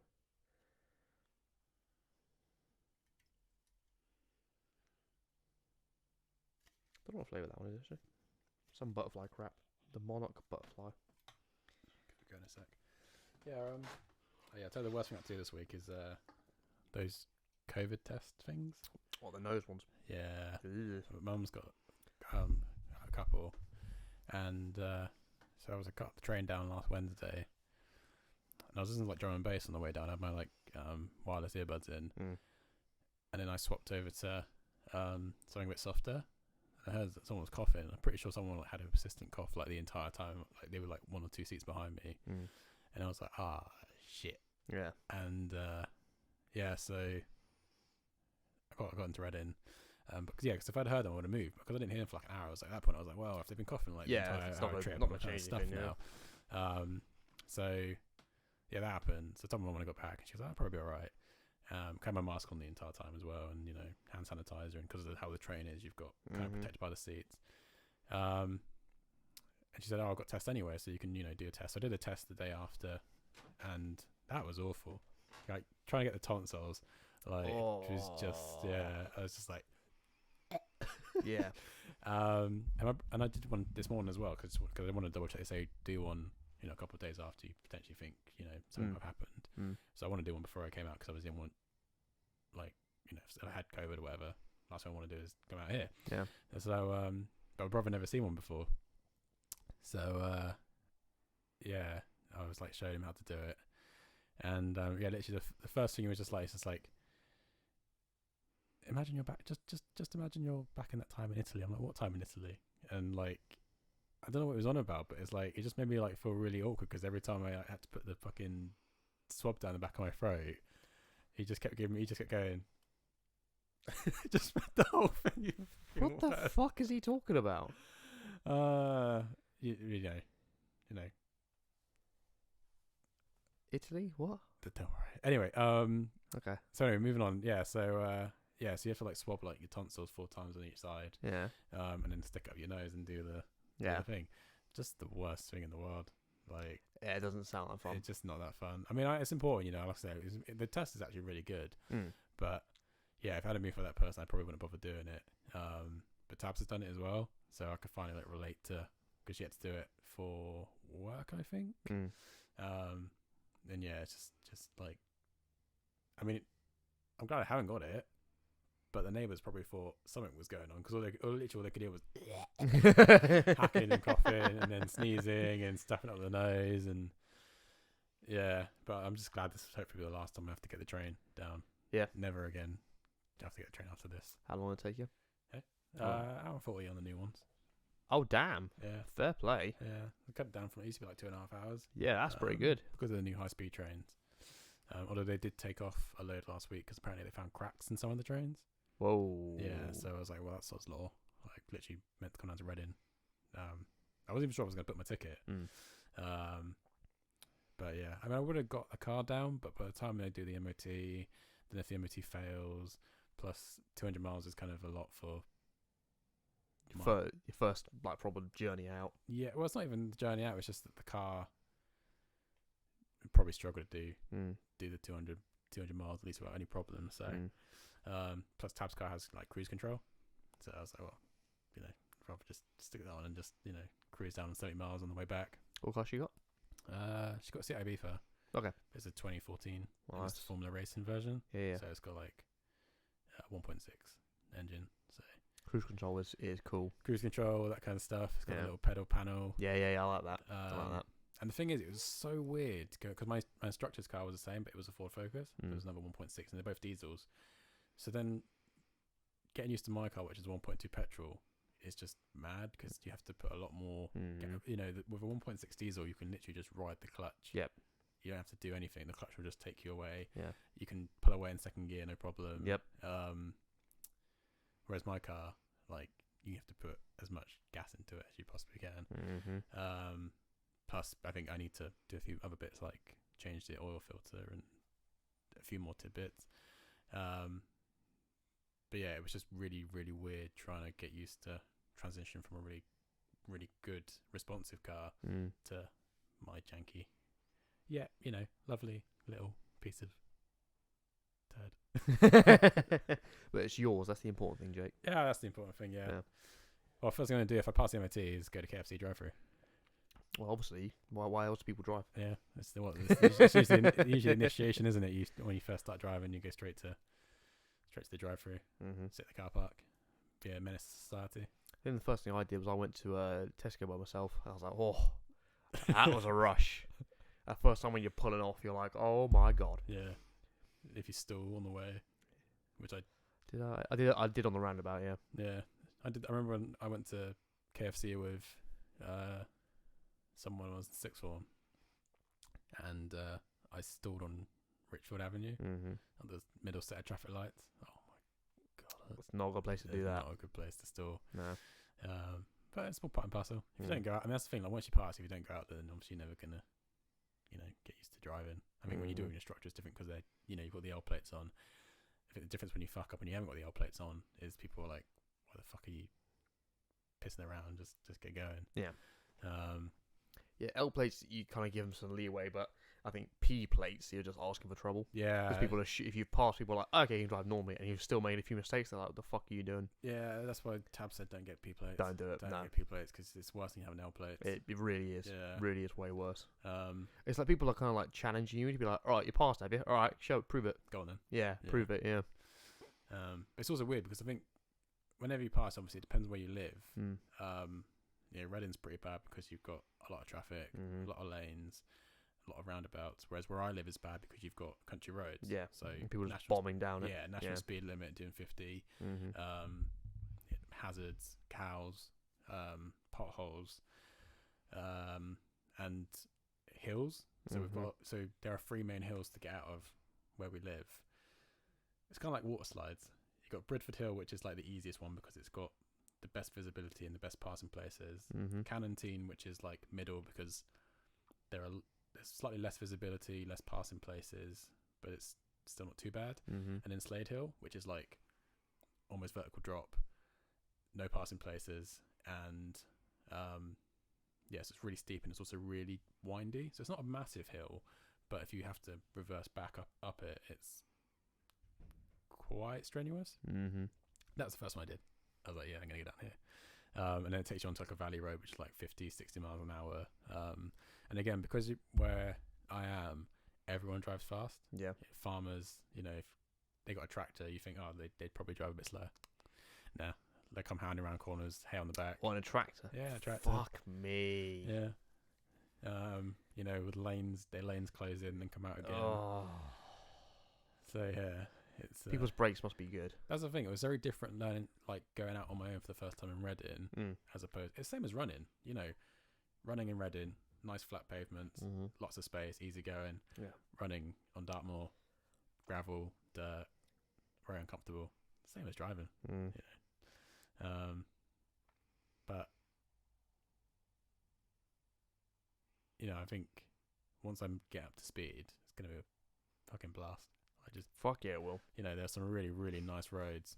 It's like if you go up to Tator, it's just like literally you're going up over a massive hill. Yep. And the roads are still fairly new, so it's nice and smooth. So that's one of the nicer drives. And then there's also doing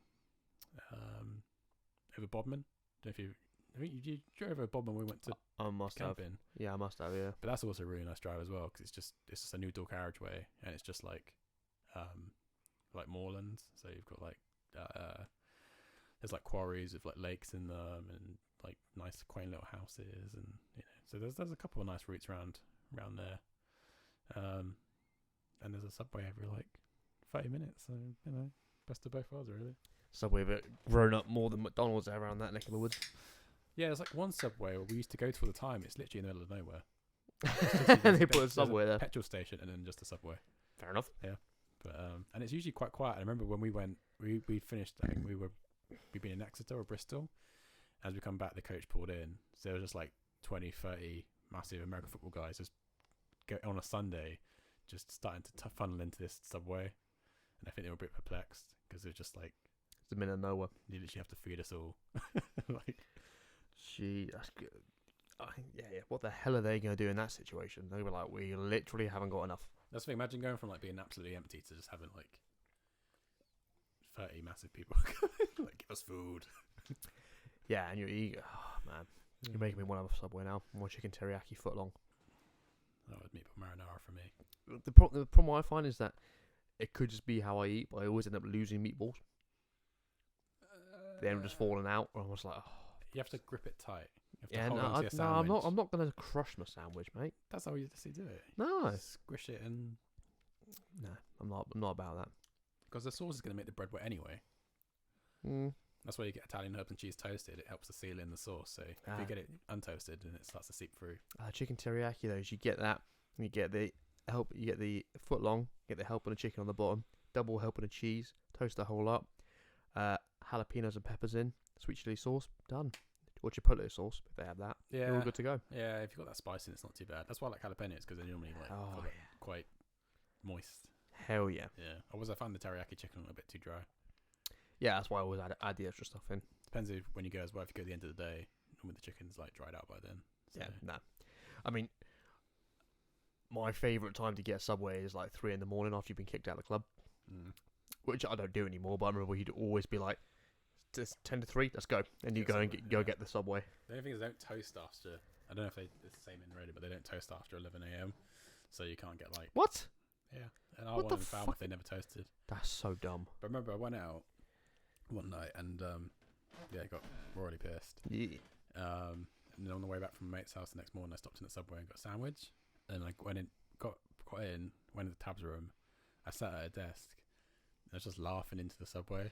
It's just like, you're alright. And I'm just there, like, laughing at my sandwich. Why? Like, I don't know. I used to do the same. We'd gone out in Reading, and I went to Mo's on the way back, got a kebab, went into the dining room when I got home. Mum came downstairs. She's like, Jake, you're alright. And I'm just sitting there laughing into my kebab. She said, the next morning, you're just laughing at your kebab. I was like, it's like laughing at, but eating it at the same time. So something like, you do. Yeah. I don't know. I think it's just. I think I find it funny. I mean, that's the thing. That you're eating like a meal at that time of night. I just think it looks funny to them, so I start laughing. Oh right, yeah. And then I start choking on my sandwich. And then they start laughing, and then they start laughing even more. They don't really do that often anymore. I think the last time I went out was in Plymouth before my store closed down. Yeah. And all I remember was just getting lost in Plymouth, needing to go for a wee, because it's not a good place to get lost. I think someone lost their keys. They had to go. They went back, and the other person went with them. And I was just trying to find my way back to the hotel. And all I remember was just like, kind of laugh, cry. And I remember just texting Tabs like, help me. And then she was panicking because she was trying to call me because she would have come and got me from Plymouth. Yeah. And then the next morning I woke up, and I was sharing a room with my colleague, and he'd gone back with the other person because they had work that morning. And I thought I'd lost my phone, so I was just like kind of running around the hotel room like berating myself, being like, you wanker, why you drink so much again. Eventually I found my phone, called them, they'd left, and then I was still pissed, so I was just wandering through Plymouth trying not to act pissed, because I always hate it like when you're still drunk the next day, yeah, and you just look like you are a wino. Yeah.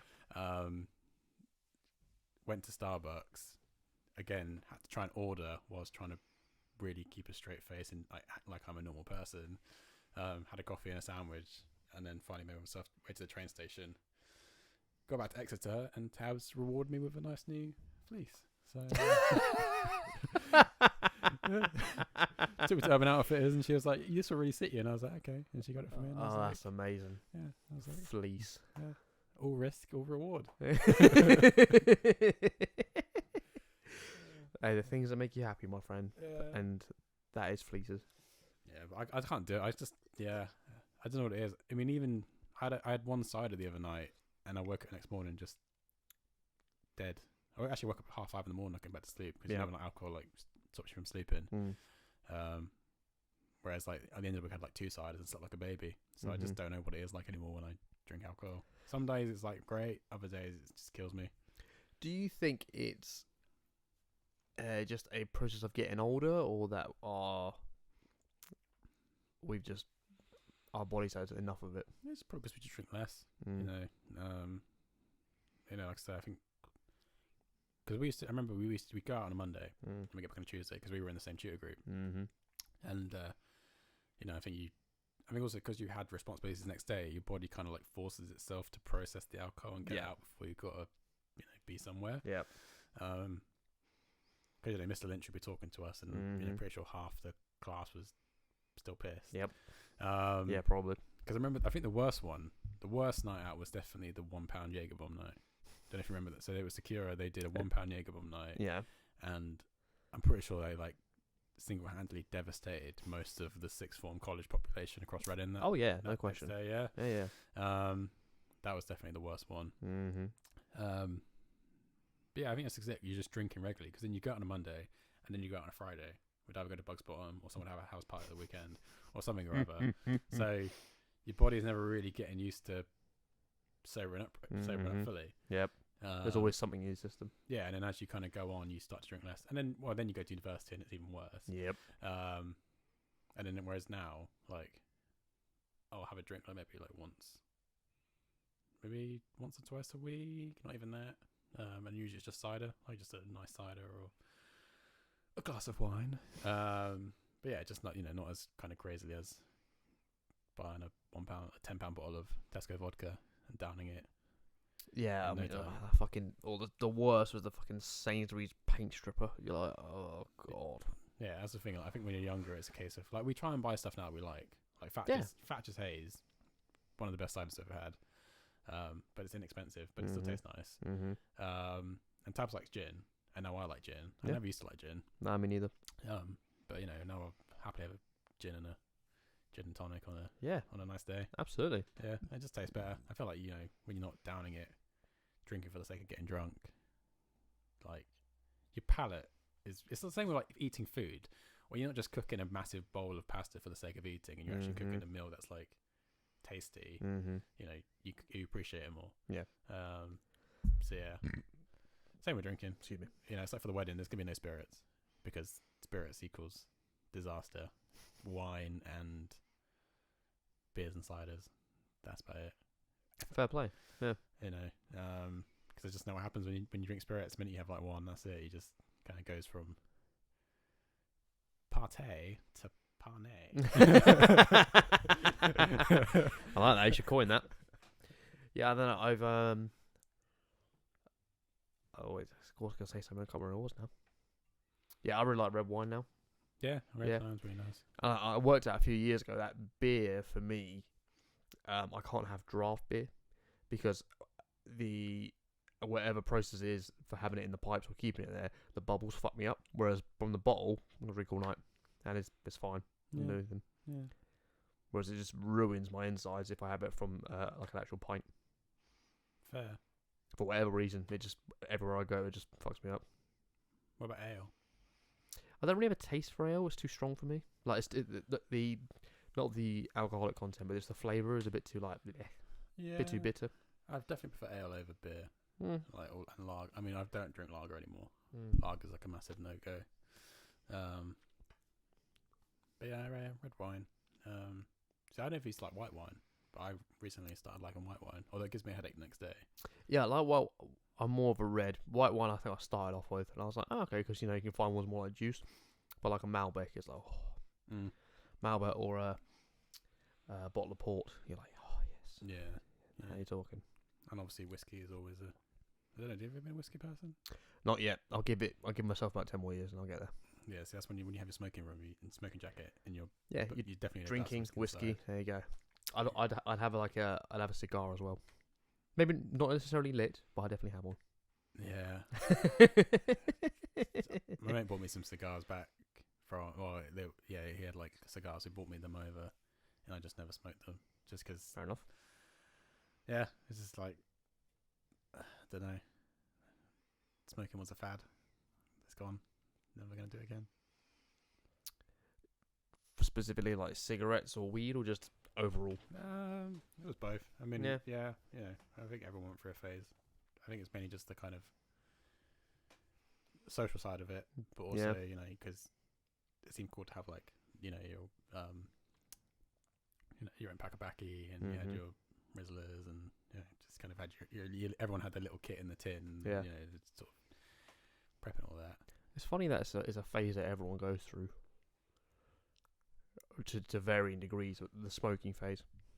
Yeah, I think it's just you try it for a bit and I think it's more I just couldn't be asked to keep getting stuff for it and like. Yeah, I mean the fact you're rolling it yourself is cheaper, but Jesus Christ, it's so much fucking work. Plus I couldn't roll for shit.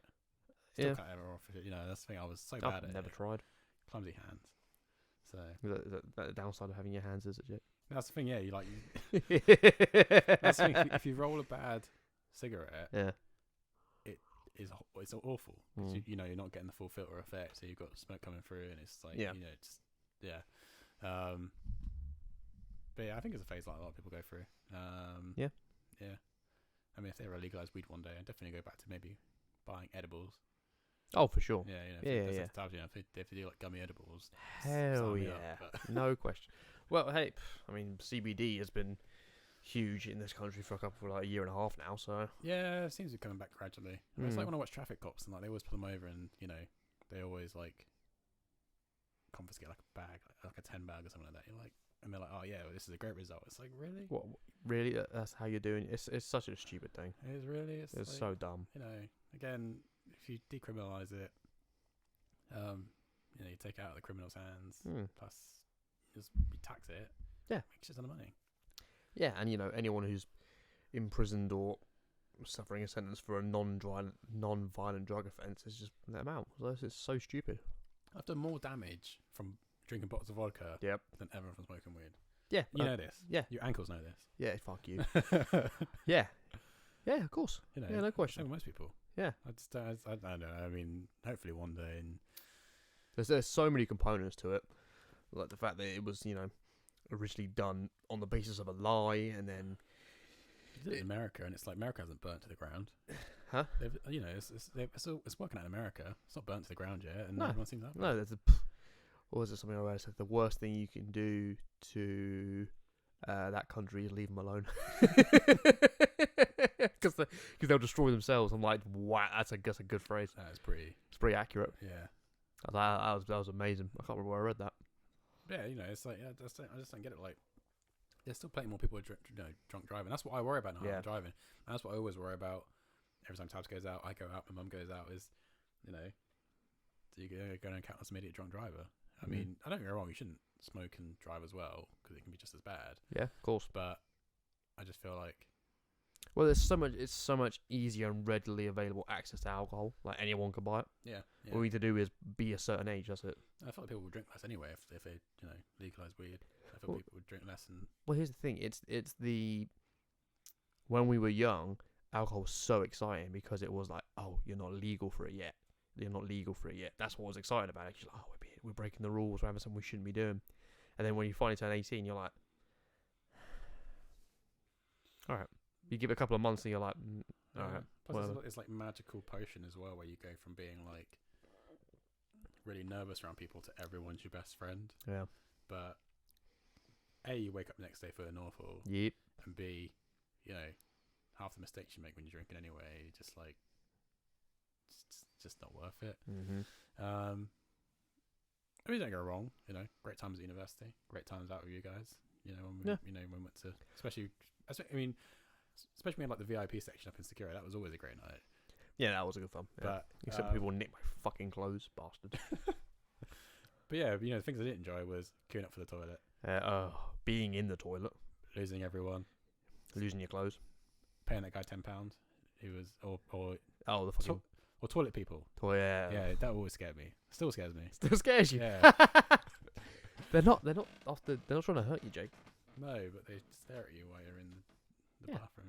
Yeah, they're there to make sure you wash your hands. Yeah. But I do miss. I miss those like random like 10-second friendships when you're in the toilet. Yeah. You know. I miss this fight. I almost got into in Sakura, and these random dudes just split everyone apart and picked me and one of our other mates up and just like carried us upstairs like out of the way. And they were like, "All right, we're just gonna stay here for a bit." But like, they were like big guys as well, and they're like, "All right, we're gonna look after you for a bit." We were like, "All right, cool." Yeah. Because they just were like, "We're not having this." It was like, "Cool." Also, I remember one night going into Sakura and I ordered 5 shots of Sambuca. Don't know why I ordered 5 shots of Sambuca. I despise Sambuca. It is the worst. Fucking horrible, mate. I remember going up to the top floor and drinking. So I drank one at the bar, one at the bottom step, feeling a bit ill. Getting up to the second floor or first floor, drinking another one, being like, "This was a bad idea." Getting up to the next set of steps, drinking another one, and by the time I got to the top, I was almost like just ready to be sick and go home. Like, I haven't touched Sambuca again since. Like, that stuff is just, don't know how you would enjoy it. I think it's one of those things that you've already got to be a little bit pissed for already. Like, I don't know how people start on that kind of shit. I'm like, what's wrong with you? Like, some people have a real taste for tequila. I'm like, I don't mind tequila. I think the last time I had it, I don't remember getting home, so I think I've just been like, ugh. The other scary thing about drinking is like e-cadge still exists somewhere. I remember that's me when we went to Plymouth. Like, I had I had double rum and cokes when we were having our meal, and as soon as we got to Weatherspoons on the app, like ordered like 1 million shots. For those who don't know, E-Cadge is Jake's drinking alter ego. Yeah, he's suppressed these days. Gladly so. Well, he was a phenom, a source of great amusement, but equally you were a fucking liability. When we were at someone's house, it was fine because we knew you were safe. When we're out and about, yeah, that was a problem. Got into a few problems at uni really with E-Cadge. Yeah, I mean I remember at one person's house party, E-Cadge had risen to the fore, and you ate an entire pizza box. Yeah, and that was very impressive. I still got that video somewhere actually. When I was in Falmouth, I ran back like from Falmouth town back to campus, which is like about a 30-minute bus journey. So what's that, like an hour or 2 run? Jesus. All the way back, yeah. Just legged it. That's pretty cool. And also ran to the beach the opposite direction. So that happened, and I was with my flatmates at the bus stop, and then I just like ran off into the darkness and ran all the way to the beach, and then walked all the way back again. I got to the beach. I listened to Bring Me the Horizon for a bit, and then walked back you again. did. So I like that. Have you heard their newest album? No. Actually, have I? No. It's got like teardrops and One by One and stuff like that on it. No, the latest stuff I heard was the stuff I did for Death Stranding, but that was about. That was good. That would have been Ludens. Ludens, yeah. Yeah, which is good because you can make it play on the bridges. It's cool. That's such a good game. It was very. That's what introduced me to the game. Was that music video? Yeah. I was like, oh, this is sick. Really good game. It's basically a film. If a film. Effectively, yeah. Yeah. I need to expand out to different games. I'm just playing like Far Cry over and over. I can't wait for Far Cry 6. It looks so fucking good. I was playing loads of Watch Dogs Legion. I played the first one and I was like, I don't get it. It didn't click with me for whatever reason. Second one's the best. San Francisco's a good place to set a game about hacking and technology. Yeah, it's a good point. Legion's alright. I just don't like the voices. It's ironic because it's in London, but everyone's kind of chav. Did you fuck about Cyberpunk?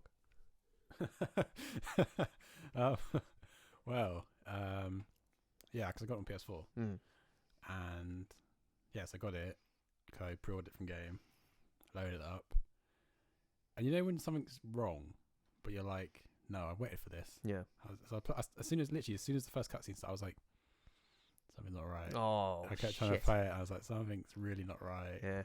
And trying to mess around with. I double check because it was a new PS4 as well. It was only like a year old, and it's just I played it for about 2 hours and I'm like, nah, there's definitely something wrong here. Yeah, and I was relieved once everyone else had the same problems. My brother got on PC and he had the same issues as well, and so then they updated it. I tried playing it again, and I haven't touched it since. I haven't. Yeah, can't blame you, mate. 2 weeks. I played it again 2 weeks after it came out, and I haven't touched it again. Yep, fair enough. Just didn't. It's just not. And the thing is, I said to my brother, like, we both agree, it's not even the fact that it's the graphical issue. I can deal with the graphical issue. It's the fact that the game doesn't have much to it. Yeah. It's not as varied as they said it was. Mm-hmm. The RPG element isn't as varied as they said it was. The customization's alright, but they focus so much on, like, if you can have a dick or not, that they kind of forgot about everything else. Like, it's a good way of putting it. I like that. Yeah. Your character build's always your character's pretty much the same character, male or female, but with different faces and different skin colors. But you can't like change the actual build of them, overall build of them. What? Yeah. Oh, that's fucked up. So pretty much the same body type the entire time. Oh, that's so boring. Well, you can't increase or decrease the weight or anything. No.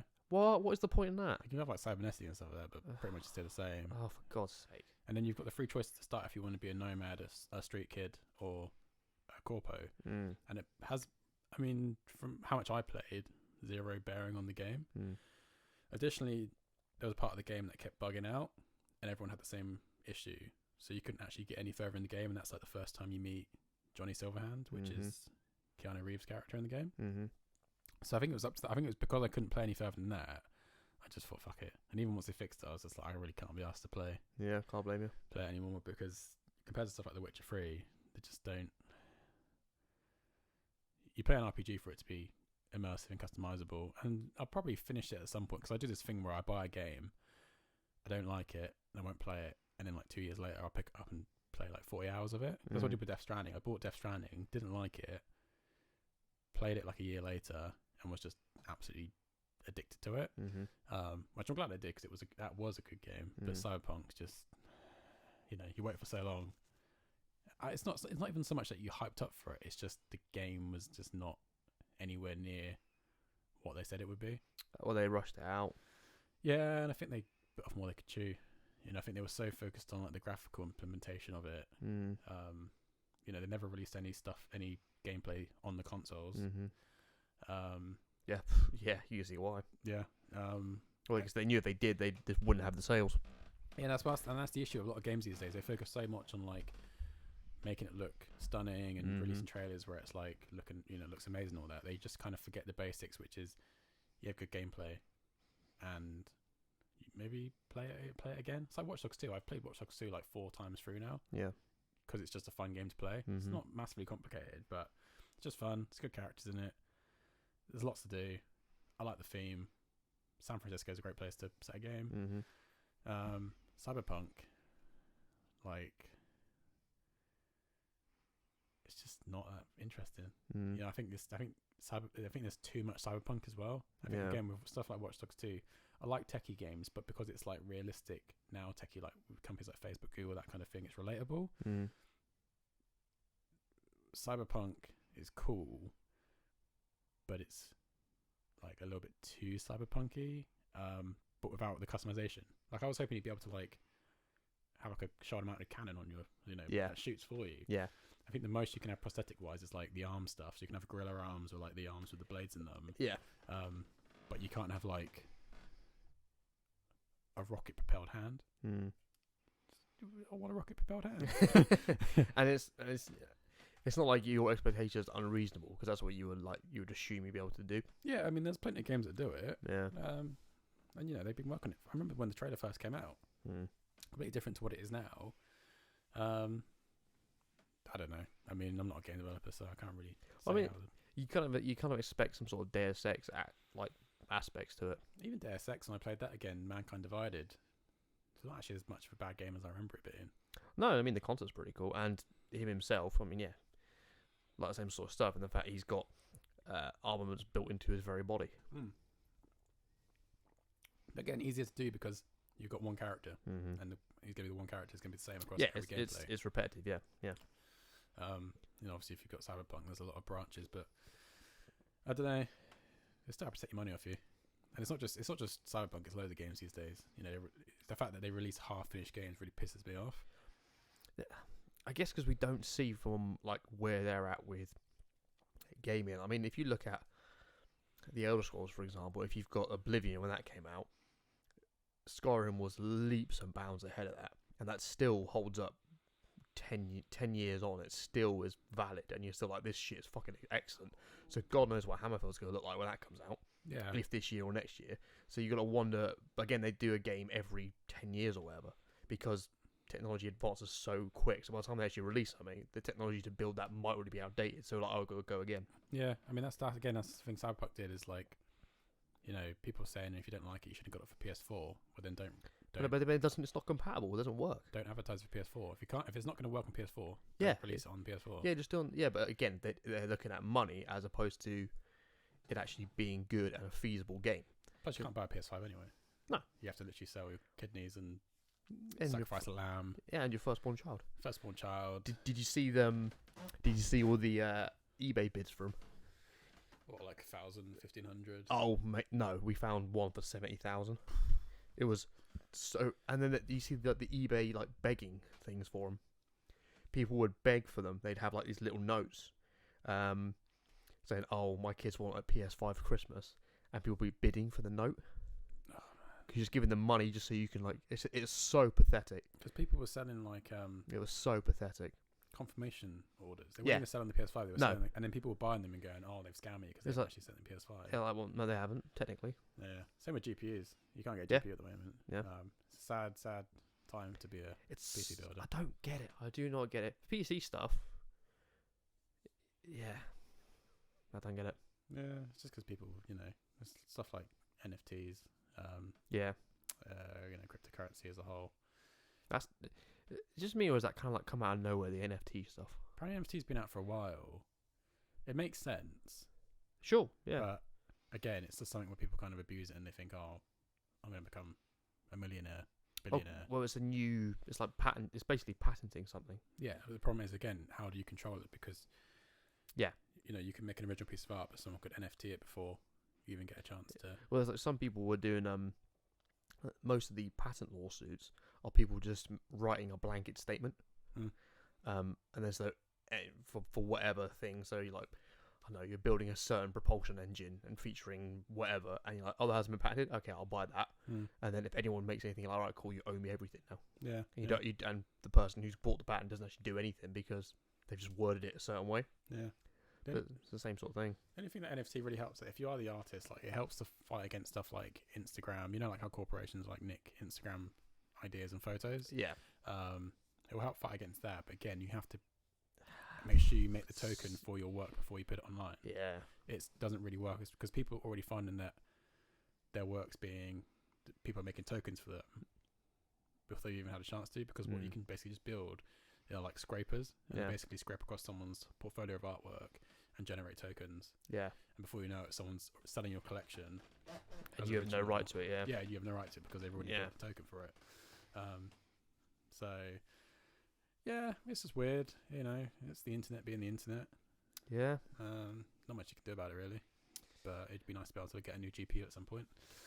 Or my brother get a new GPU and I nick his one. But, Alright, what's happening with those at the minute? Again, because GPUs are used for cryptocurrency and all that, and for generating the tokens for NFT, you just can't get GPUs. Nvidia and stuff like that keep trying to make new GPUs that are anti-mining, but people get around them, just to get that little bit of Bitcoin, Ethereum, Doge. But then when you got guys like Elon Musk, who are like able to make the price of cryptocurrency rise and fall just from tweets, just from saying stuff. Yeah, it's a mad time at the moment. So.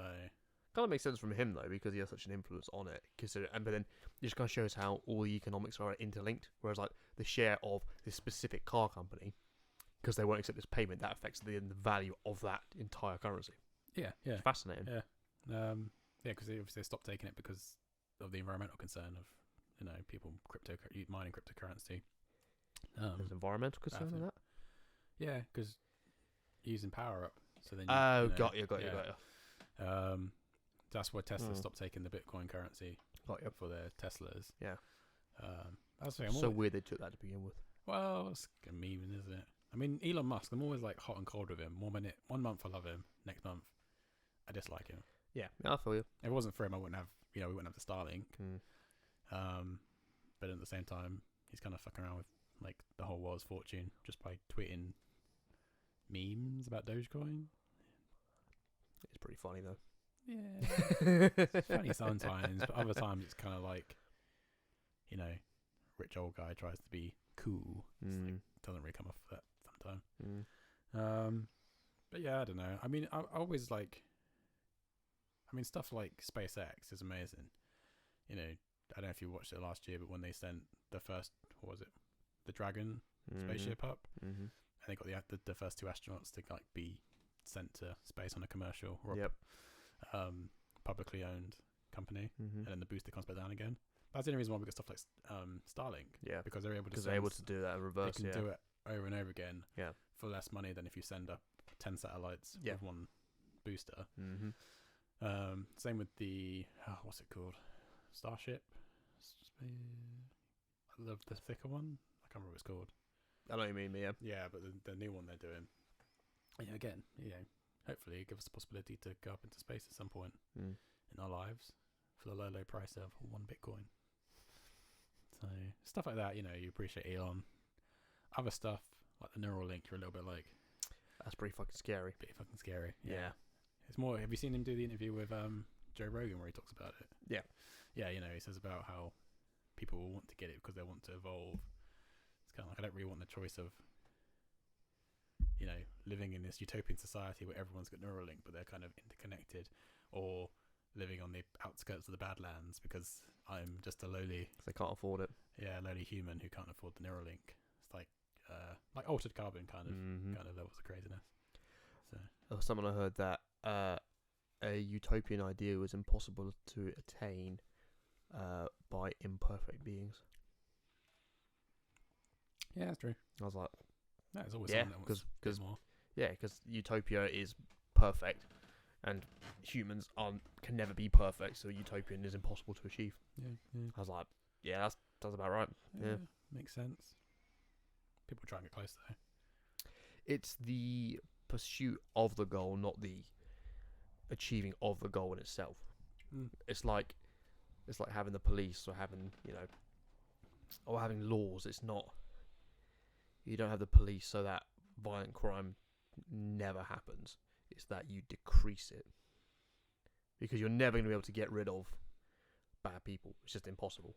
No. But you can do. It's the entire purpose of it is the pursuit of reducing that. Plus, everything works in binary. If there's a utopian society, there's always a dystopian society parallel alongside of it. Exactly. To get a utopian society, you have to break eggs to get it. Exactly. It's like where that good, you can never have all good. Good always requires evil. Exactly. Because it spawns. It's not so much the fact that it must exist. It's just that it's always a cause and effect. Yeah. If you have good, there's always the consideration of evil. Yeah. That's the reason why we've had so much conflict. In the history of humanity, because when people say stuff like good, you then have to attribute to what's evil, which means you make a certain bunch of people evil because they're not your idea of good. Yeah, you have to know. You have to have one to understand the other. Yeah, if you have no comparison, then it doesn't exist. Same with utopian society. If you have a utopian society, there's no dystopian society to coin it against. Yeah, you're exactly right. That's the danger of utopia itself, because if to achieve that, as you said, you need to have the exact opposite to then know that this is utopian. Otherwise, it would be just as we are now, which is not utopian, but equally it's not dystopian. No, it's like it just is. Yeah, it's a blend of the two, which is a much healthier way to be, because it's the yin yang philosophy where you have the balance throughout life. Yeah, and still, it kind of exists still today, because you've still got the whole idea of first world country, third world country. Yep. In order to consider a country to be the first world country, you need to have a third world country in comparison. Yep. And you go, well, you've got this and this, but they're lacking this and this and this. Yeah, it's just how you're defining it. It's the difference. Yeah. Which I think, while places like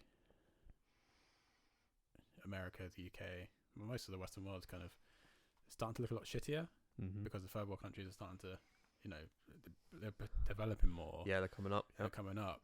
So what people used to be the propaganda of, well, look on the bright side, you've got this and this and this, seems less, trying to think of the word, less the attractive. and the gap is shrinking. Yeah. So you can't think to yourself, I've got this, because you're like, well, so is he. Yeah. Never had it before, but now. But now they're actually making. It's the kind of view. It's the over reliance and the comfort of being like, oh, we're in this position, therefore we don't do anything. Yeah, same with the sort of disappearance of the middle class. Mm-hmm. That's why they're making things harder in this country, because you've got the ultra wealthy, and then everyone else who's becoming dirt poor. Yeah. Because you haven't got the middle class as balance anymore. Mm-hmm. You see the bigger divide. Yeah. That's when you get that utopian, dystopian. Yeah. Sort of absolutely right. Things. So, because you're finding more and more people, you've got, especially over the pandemic, again, rich got richer, poorer got poorer, middle class disappearing. We can't be, that's the thing, like, before I went to university, people say if you go to university, when you leave, you become part of the middle class, you get a right job, you have a house, kids, car. That don't work anymore. No. How the fuck are you going to get a house? Our generation, which would only make up the middle class, having left, like, education and all that and gone into, what they would say, reasonable jobs, doesn't really exist as much as it used to. So because it doesn't, millennials and Gen Zs always get like a bad rep, because we're always calling out older generations for what we see as like a bigger rich poor divide than what used to exist, because it used to be the whole idea of if you work hard you can have X, Y, Z. Yep. Not the case anymore. No, you'd work hard and still get nothing. So the whole idea of eat the rich is more prevalent than it used to be. I mean, that's always said the Tavis said, eat the rich. Yeah, that's just it. Well, and you're only half joking as well. Oh yeah, it'll only get to a breaking point. Companies can only treat their employees like shit for so long before everyone's like, fuck this. Yep. It's like in America right now, like a lot of people who used to work in like fast food restaurants have quit. I heard that, yeah. And literally everywhere's like trying to hire people. Yeah, I've heard that they're paying people to do the interviews. Yeah, like giving them brunch just to go do the interview and all that kind of stuff. Yeah, it was a certain McDonald's franchise offering people $50 a head just to do the interview. It's that bad. You're like, that's upsetting. Just pay them a decent wage and do it. Yeah. It's getting abused for one, but also getting paid shit wages. Yeah. In the other, it just doesn't seem to work. No. So, yeah. There's only so long it will go, and there's only so much money you can have, whereas, I can't remember who I was talking to, they were saying that, there's only, to your point, there's only so much people will take until, people will, physically go to the people's houses and they'll break down your fucking gate. Yeah. That's how it usually ends up in like the dystopian, Well, if you're looking at the fall of empires, that's usually what happens. Yeah. They rise up and they're like, no, fuck you. Mega cities, crap jobs, crap police, forces. Yeah. Kind of get in there. We get to star in our own sci-fi film, mate. I know, it's really good. I feel like we need to end on something cheery like that. We can do cheerier than that. I think the actual, in all seriousness, the actual cheery side of it is that the fact that we are having these conversations, and the fact we are, not just you and I, but people in general are having these conversations, and it's an awareness of what's going on. That's pressure as well. I always say the tabs at the I said to them, I'm like, I don't feel so pressured by, I mean, like I say, I haven't really had a stable job in the past year. Most things I do are like odd jobs and bits and bobs and all that.